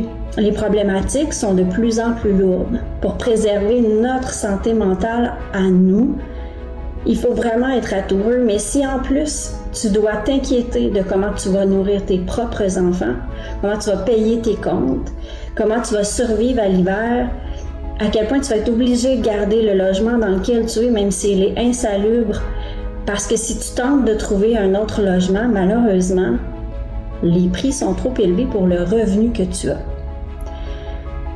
Donc aujourd'hui, ce que j'essaie de dire là, en bref, c'est que je suis là, je suis avec toi. Travailleuse du communautaire, je suis avec toi de tout cœur, puis tu es la raison même pour laquelle on s'est levé il y a quelques mois. Tu es la raison même pour laquelle on sera encore là. Du 23 mars au 2 avril, les organismes communautaires du Québec, des milliers de travailleuses et travailleurs du communautaire seront en grève. Pas parce qu'on a envie d'abandonner nos gens, mais parce que si rien ne change, le milieu communautaire va s'effriter et des services importants offerts à la population n'existeront plus. C'est à ce point-là. Donc, comme d'habitude, mes chers collègues, je vous souhaite courage, solidarité, mais surtout fierté.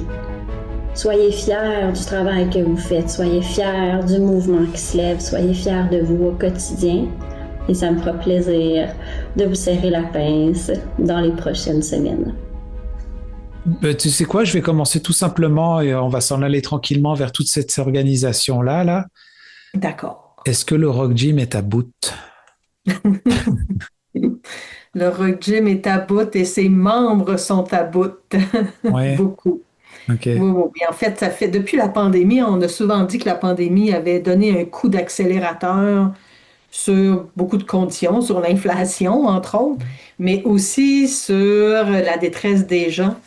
Et déjà, on voyait là, des pénuries de main-d'œuvre, des enjeux de rétention du personnel, des enjeux de conditions de travail.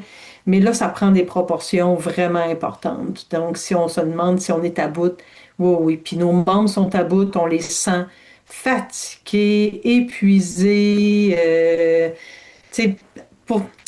même parfois en détresse. Là, c'est pas rare là, qu'on reçoit une direction d'organisme communautaire et que est vraiment à bout, là, parce que d'accueillir la détresse humaine à temps plein, ben veut pas, ça joue sur le moral. Parce qu'en ayant fait une entrevue justement avec le regroupement de communautaires à bout, là, qui organise, on va se parler plus en détail de ça tantôt, mais il parlait aussi beaucoup bon, il y a les conditions économiques, tout ça, mais il y a aussi se sentir délaissé de plus en plus par le gouvernement, comme il n'y a pas de support qui vient à travers ça. Est-ce que toi tu ressens la même chose? Ben oui, sur notre gouvernement, oui, vraiment sur notre gouvernement central. En fait, mon hésitation vient du fait qu'ici, en région, on sent que nos partenaires, ils font ce qu'ils peuvent avec les moyens dont ils disposent pour nous soutenir. Mais les moyens dont disposent nos principaux partenaires et notre principal bailleur de fonds se réduit comme une peau de chagrin. Donc là, ils se trouvent dans une incapacité de nous soutenir, puis ce soutien-là, s'ils ne sont pas capables de nous le donner, c'est parce qu'il y a des orientations politiques qui sont prises qui les attachent ou réduisent leur capacité de nous soutenir.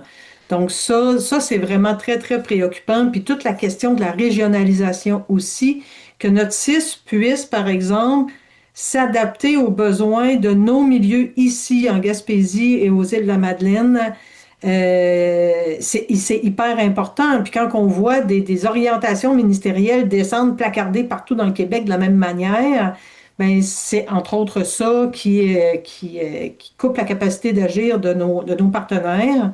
Fait que ça, moi, je le déplore, c'est bien entendu. Donc, les humains qui sont en arrière de tout ça, là, ils veulent toute la même affaire, ils veulent soutenir le monde. Mais quand on se fait enlever des moyens, puis tirer le petit tapis en dessous du pied, puis qu'on affaiblit le réseau public, puis qu'on pitche dans le milieu communautaire, on finit par créer un milieu démuni. Alors, bon mardi matin, et je souhaite de bon mardi à Marie-Louise Tardy, ma chère députée. J'en profite ce matin pour justement, parce que je sais que tu es à l'Assemblée nationale aujourd'hui, puis tu vas peut-être voir de tes collègues, là, je pense rapidement, là, vite de même, là, Chantal Rouleau, Monsieur Girard, Éric Girard, Madame Bélanger aussi, puis peut-être la dernière, là, il y en a une, là, Madame Fréchette, celle qui se présente là, pour devenir première ministre, le chef de votre parti. Bref, si tu peux leur faire le message, un topo du communautaire à bout. Tu sais, le communautaire à bout, là, tu te souviens en septembre quand Madame Rouleau est descendue à Shawinigan en pensant que le communautaire à bout, c'est juste une dizaine de DG qui chialaient sur le sous-financement chronique des groupes communautaires. Tu sais, comme si c'était juste la gang de Shawi, là, qui chialait. Mais tu nous connais très bien. Tu savais qu'on réussirait probablement ce coup-là de pouvoir influencer d'autres secteurs. Puis je voulais juste te le dire là, pour te rassurer. Bref, le Centre du Québec est mobilisé, est avec nous. La Mauricie, jusqu'à la TUC, mobilisée à côté. Puis la Montérégie, ça fait longtemps qu'ils sont avec nous, là, ça fait avant les fêtes, ils sont ultra là.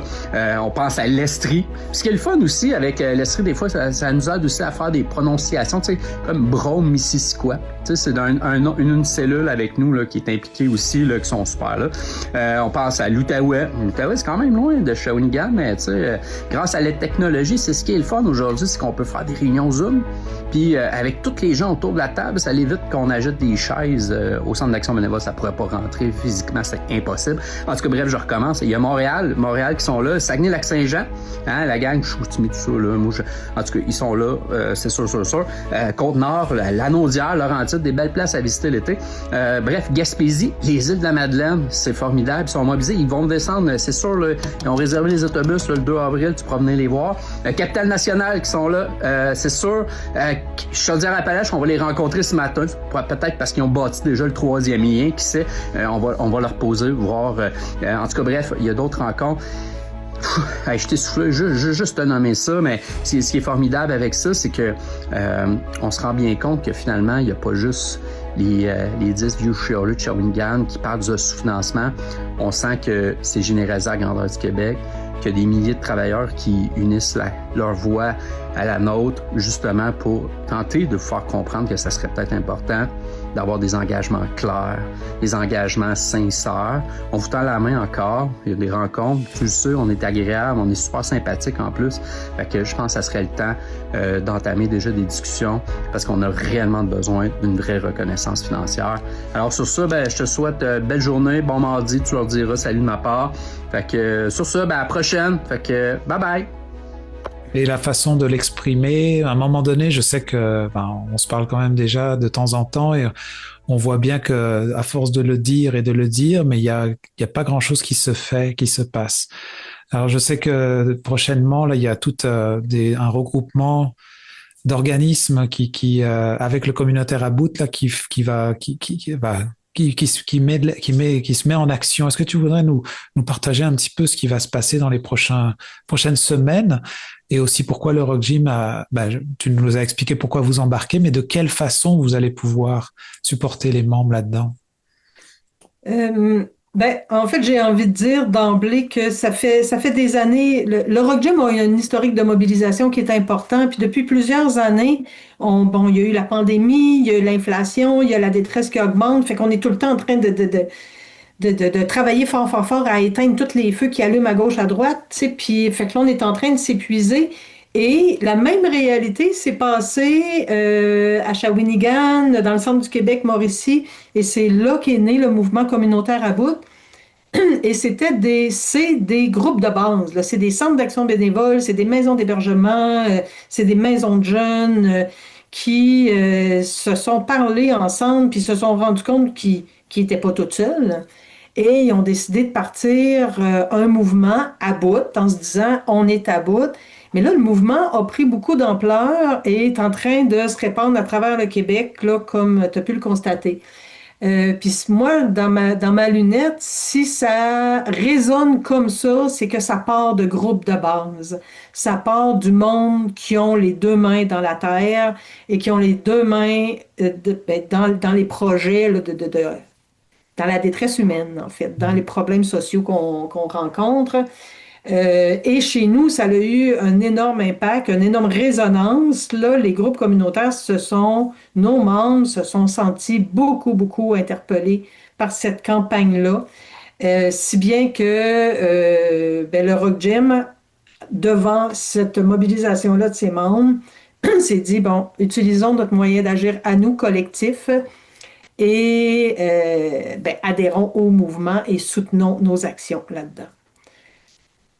Alors du coup, comment est-ce que techniquement, parce que là on se pose la question, on est tous à bout, il n'y a pas beaucoup d'argent, comment est-ce qu'on fait pour mobiliser autant de gens? Et puis même, parce que je sais que tu vas nous dire peut-être plus de détails là-dessus, mais j'entends parler de grève, mais on entend parler aussi du début avril, de tous se mobiliser et d'aller sur place à Québec. Oui, en fait, le mouvement communautaire à bout invite les groupes communautaires à voter les conseils d'administration, donc à adopter des mandats de grève. Dans le milieu communautaire, les mandats de grève, ça ne se vit pas de la même manière, par exemple, que dans le réseau public de la santé, dans le système scolaire, etc. Il ne s'agit pas de rompre là, unilatéralement les services offerts aux personnes. Hein? On sait que les groupes communautaires, c'est un paquet de monde au grand cœur qui voit les détresses. Donc, c'est loin, loin, loin de nous l'idée d'aller affaiblir encore plus des gens qui le sont déjà suffisamment là, pour être en détresse. Alors, nous, ce qu'on dit à nos membres, c'est il y a du 23 mars au 2 avril, il y a des actions de mobilisation qui vont impliquer l'action de vos équipes de travail, de vos bénévoles, de vos conseils d'administration, mais aussi des personnes qui participent aux activités puis qui fréquentent les groupes.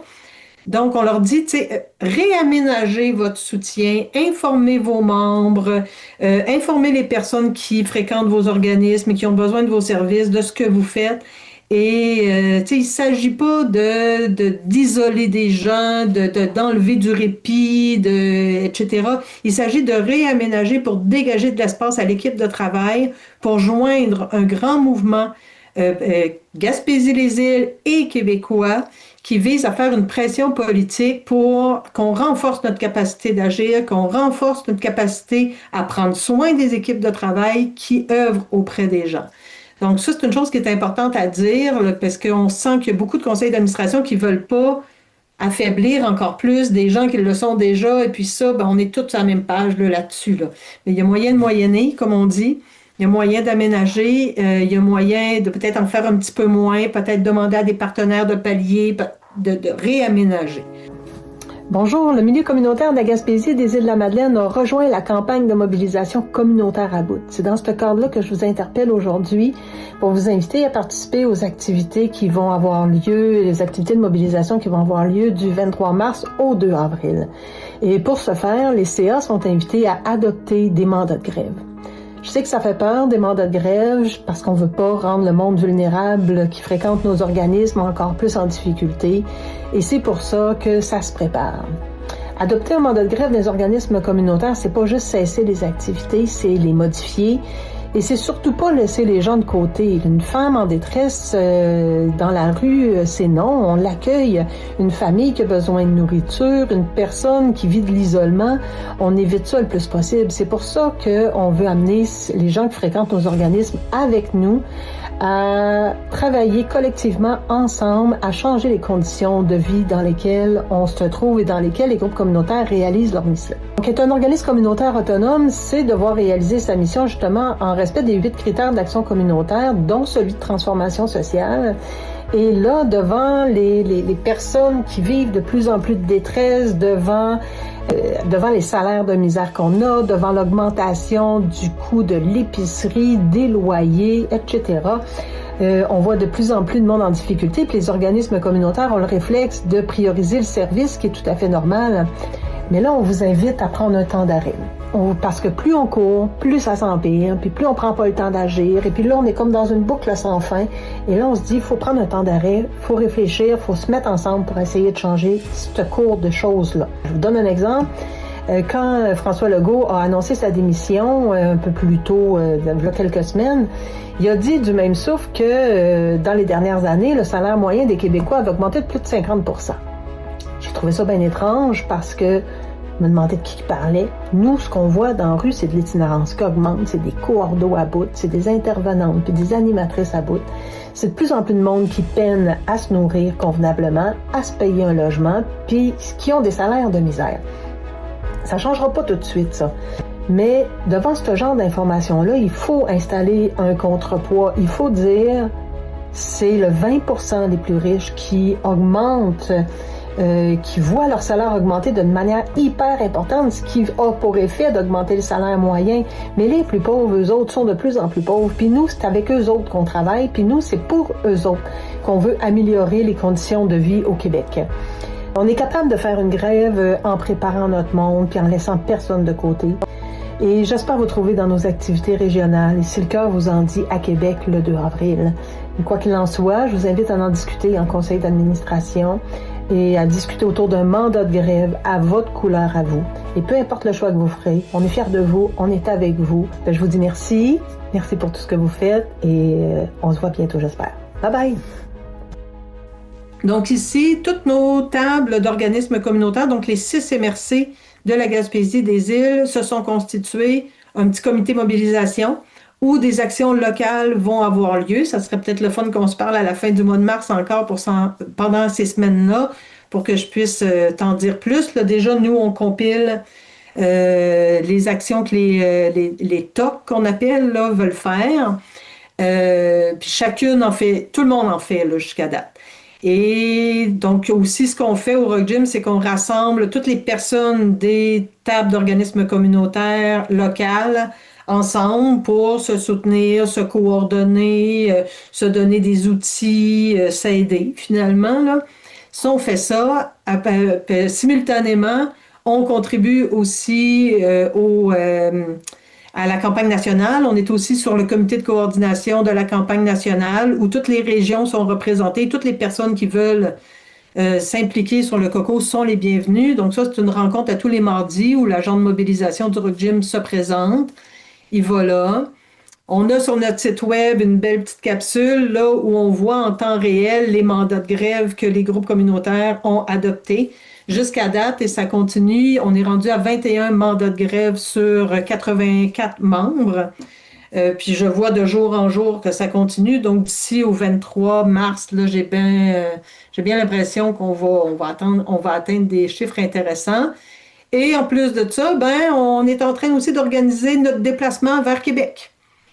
Les groupes communautaires ont contribué à un fonds de mobilisation depuis plusieurs années, si bien qu'on est capable, avec tout cet argent-là mis ensemble, de payer des autobus, une qui va partir du côté nord de la Gaspésie, une du côté sud. Et là, pour l'instant, il reste à peu près pas de place là, dans chacune des autobus, sont pleines. Et on avait dégagé 14 billets d'avion pour les îles de la Madeleine. Ils sont tous pleins. On a même refusé des gens.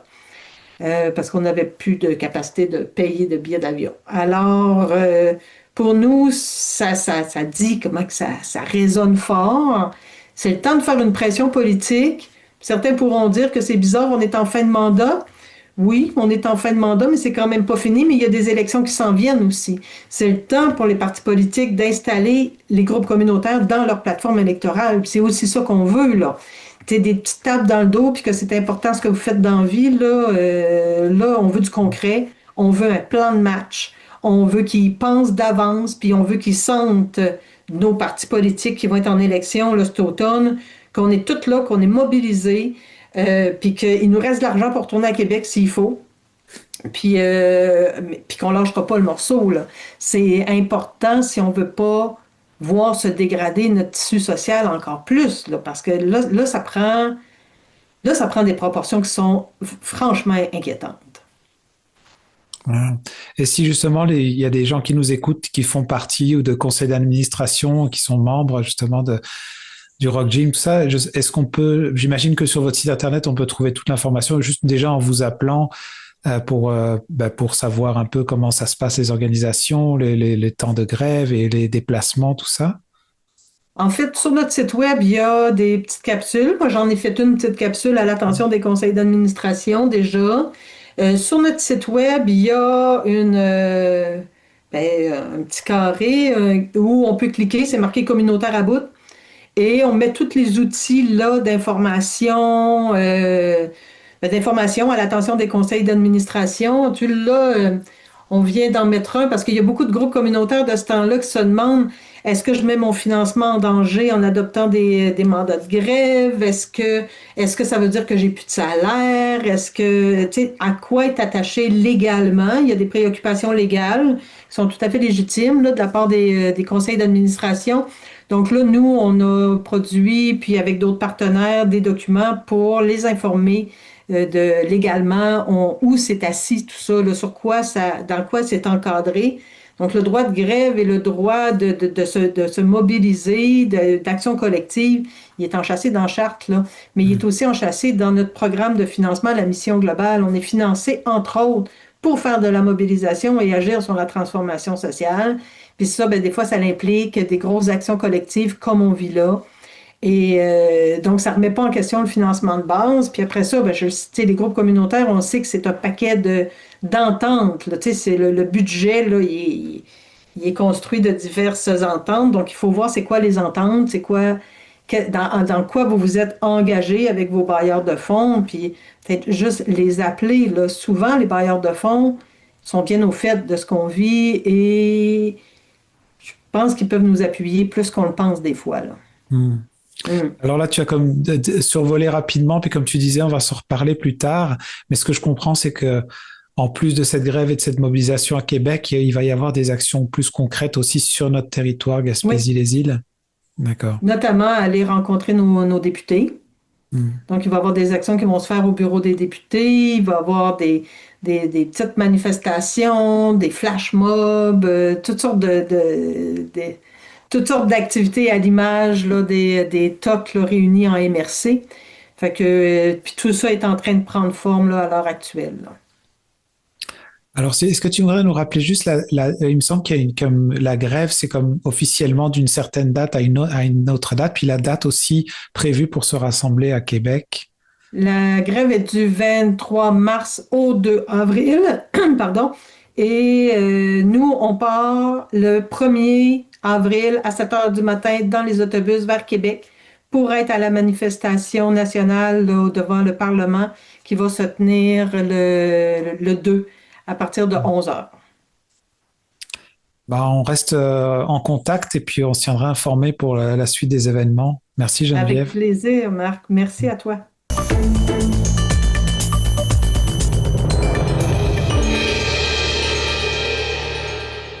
Redonnez fière allure à votre voiture avec Jimmy Esthétique Auto Plus. Spécialiste en esthétique automobile complète, nous redonnons vie à votre véhicule à l'intérieur comme à l'extérieur.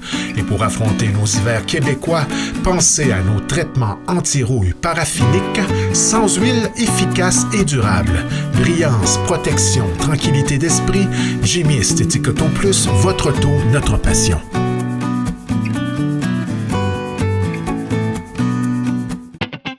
Poissonnerie Le Lièvre et Le Moyen, là où la fraîcheur est synonyme de qualité. Pour un choix impressionnant de poissons et fruits de mer, rendez-vous chez Le Lièvre et Le Moyen de Sainte-Thérèse de Gaspé. Nos employés sauront vous conseiller pour préparer des repas terre et mer qui resteront gravés dans la mémoire de vos invités. Pour le service, l'expérience et la fraîcheur garantie, venez nous voir à la poissonnerie Le Lièvre et Le Moyen, au 52 des Vigneaux à Sainte-Thérèse de Gaspé, 418-385-3310.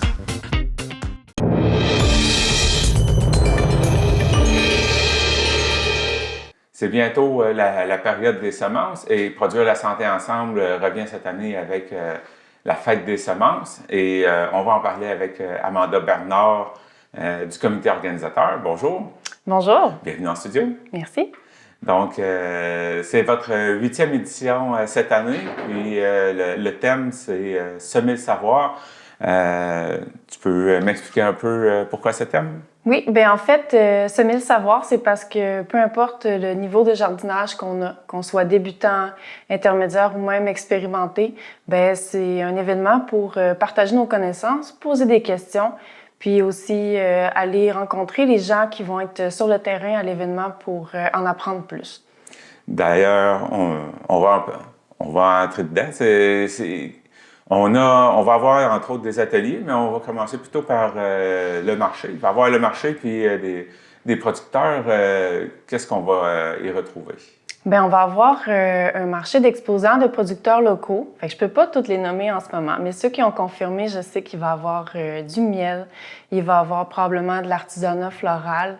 On a aussi des gens qui vont venir d'une ferme qui s'appelle la ferme La Petite Patrie de Passepébiac, qui va avoir des œufs à incuber, qui vont être disponibles, je crois, sur place ou sur réservation. Donc, les gens qui ont des poules à la maison, on sait que c'est très connexe avec le jardinage. On va avoir aussi des semenciers qui vont venir exposer les semences, dont certaines vont être à vendre. Certains semenciers, comme Louis Vallée de Semences Nouveau Monde, vont être sur place pour répondre aux questions, pour parler de ces semences qui sont cultivées ici en Gaspésie. Tu me parlais qu'il y avait d'autres semenciers aussi qui s'étaient manifestés. Oui, on va avoir probablement aussi d'autres semenciers de l'extérieur de la région de la Gaspésie, mais possiblement que ces gens-là, ils ne seront peut-être pas sur place, mais il va y avoir possibilité d'acheter leurs semences.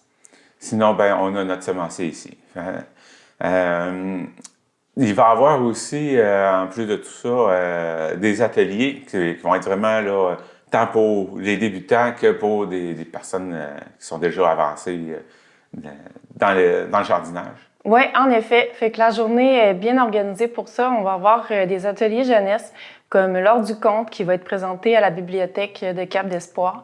C'est l'artiste Orbi qui va faire la lecture de Sophie et sa courge. On va avoir aussi une activité qui va s'appeler « Décore ton pot ». Fait que les jeunes vont avoir l'occasion de décorer leur pot avec des crayons comme de la peinture acrylique, puis vont pouvoir avoir aussi un petit plant de fines herbes à mettre à l'intérieur du pot, puis à remporter à la maison. Je sais aussi qu'on va avoir un atelier de sérigraphie d'illustration potagère qui est en partenariat avec la ville de Percé puis les ateliers à travers. Puis les jeunes vont pouvoir faire une impression, dans le fond, sur un sachet de semences ou même sur une boîte de semis à remporter à la maison. Fait que ça, c'est la partie jeunesse. Puis sinon, on va avoir aussi un atelier sur les algues au jardin. On a la chance d'avoir 2 experts locaux qui vont prendre la parole pour nous expliquer l'utilisation des algues dans le jardin, à quel moment, la fertilité du sol, quelles algues utiliser. Puis il va y avoir aussi une période de questions après tout ça. Fait qu'on en a pour tous les âges, tous les goûts. Pour les algues, est-ce que des personnes qui seraient intéressées vont pouvoir en acheter sur place?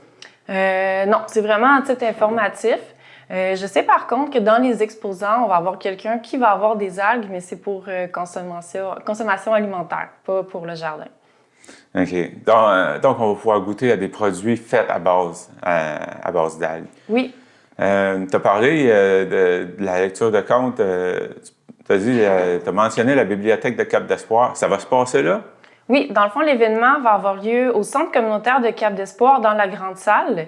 Puis les événements connexes comme les ateliers, la lecture de contes, il va en avoir dans la bibliothèque, dans la Joujouthèque aussi.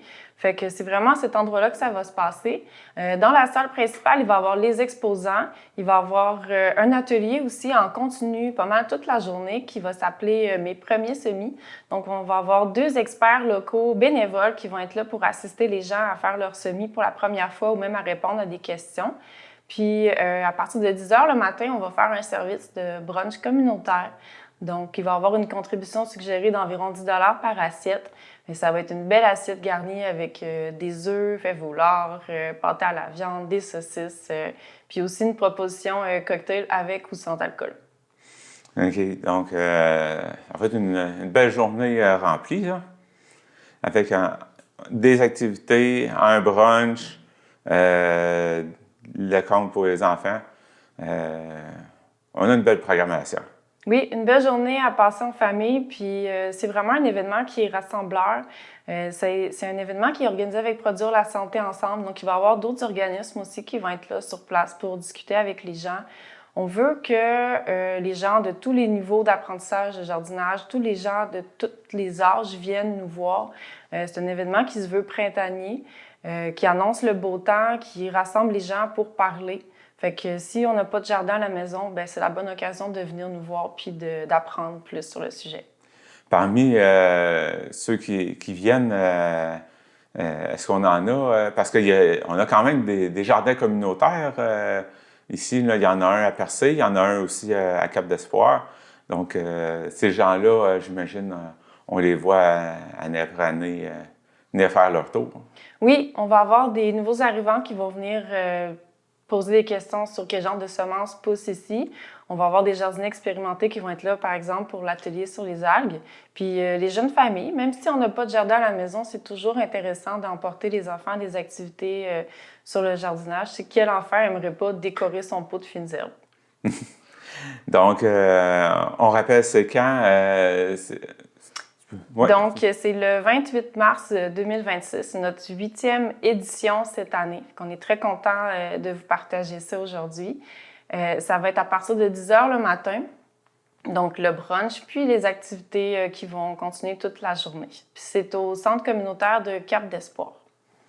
Eh bien, quelque chose que vous aimeriez ajouter? Je pense pas. Si je regarde mes notes, je crois que j'ai tout dit. Mais en fait, ce que j'aimerais terminer, c'est que j'aimerais terminer en disant que c'est vraiment un événement qui nous tient à cœur localement.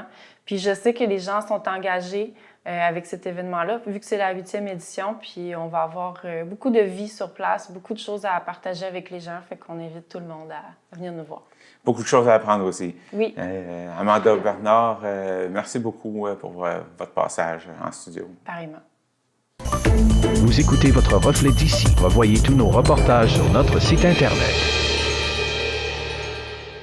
Berthelot Meubles vous invite à découvrir un aperçu des dernières tendances et des nouvelles collections en magasin.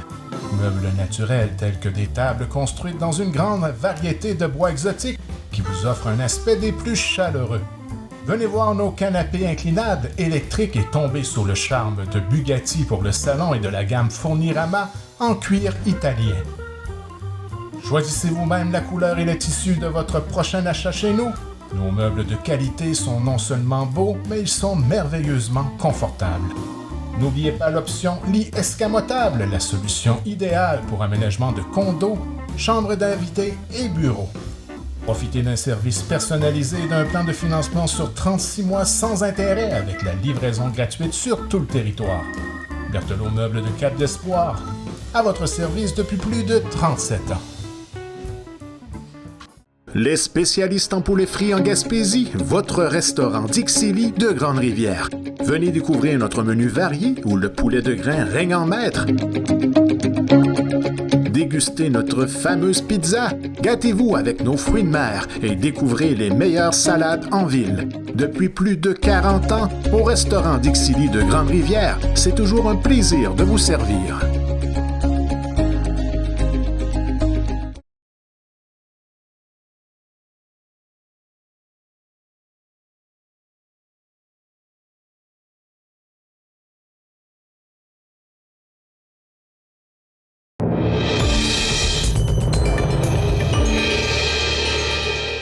En entrevue avec Bleu FM, le chef du Parti libéral du Québec, Charles Milliard, a abordé plusieurs enjeux clés pour la Gaspésie.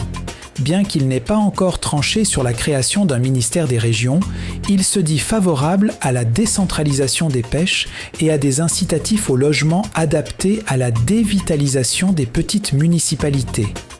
Concernant le rail, il soutient la complétion du tronçon jusqu'à Gaspé, y voyant une question essentielle d'accès au territoire. Enfin, M. Milliard se montre ouvert à étudier le projet de navette maritime reliant la Gaspésie à la Minganie via Anticosti.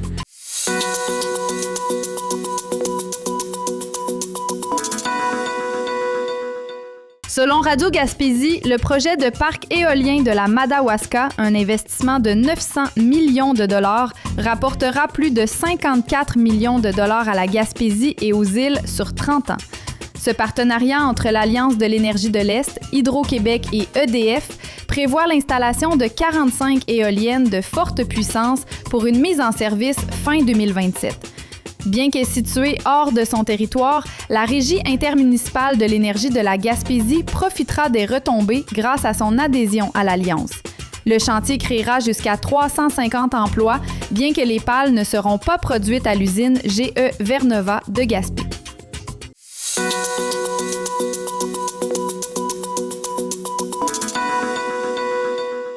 Selon Bleu FM Sainte-Anne-des-Monts, la ville de Sainte-Anne-des-Monts a déposé une nouvelle demande de financement auprès du gouvernement du Québec pour la mise à niveau complète de sa piscine municipale construite en 1987.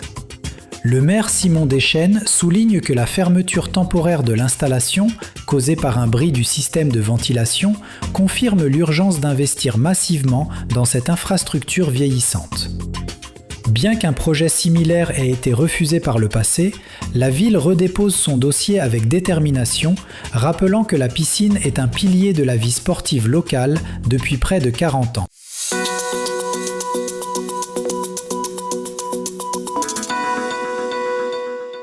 Selon Radio Gaspésie, le cycliste d'origine française Petit Denis vient de boucler un périple hivernal de 6000 km en 120 jours, reliant la Côte-Nord, le Labrador, les Maritimes et la Gaspésie.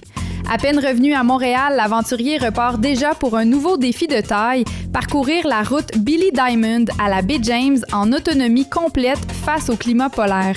Réalisée au profit d'Opération Enfant Soleil, cette expédition vise à prouver que les rêves les plus ambitieux sont réalisables. Habitué des exploits, il avait déjà rallié l'Écosse depuis Paris et traversé les Alpes japonaises par le passé.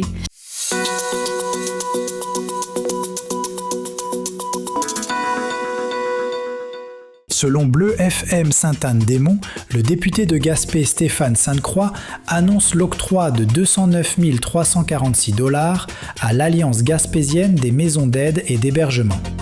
Ce financement, issu de la stratégie gouvernementale contre la violence sexuelle et conjugale, soutiendra un projet de sensibilisation visant à mieux faire reconnaître ces formes de violence et à promouvoir les ressources d'aide disponibles. Cette initiative locale fait partie d'une sélection rigoureuse parmi plus de 200 projets analysés par le secrétariat à la condition féminine afin de contrer la banalisation de la violence dans la région.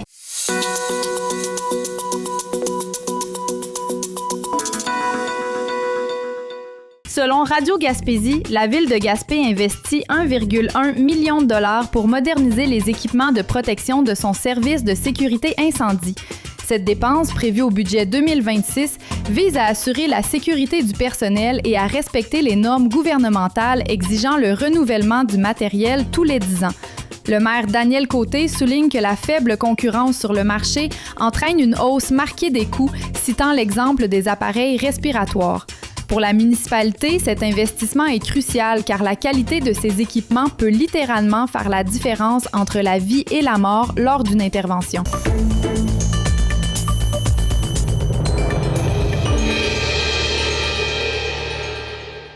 Le Coq d'Or de Grande-Rivière, là où le plaisir de bien manger rencontre la qualité d'un service courtois.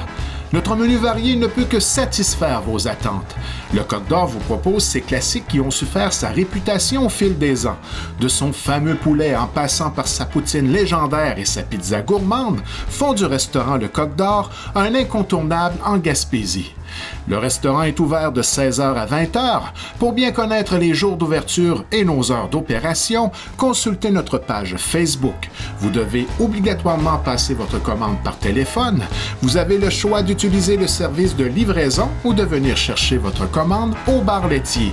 Découvrez notre menu au restococdor.com ou notre page Facebook et passez votre commande au 418-385-2733. Toute l'équipe de Michel et Terry Whittom vous attend à votre pharmacie Jean Coutu de Grande-Rivière. Pour des conseils professionnels, des produits de qualité, venez nous voir, ce sera un plaisir de vous servir. Des cosmétiques aux soins de beauté en passant par les soins de santé, c'est chez votre Jean Coutu de Grande-Rivière que vous trouverez satisfaction.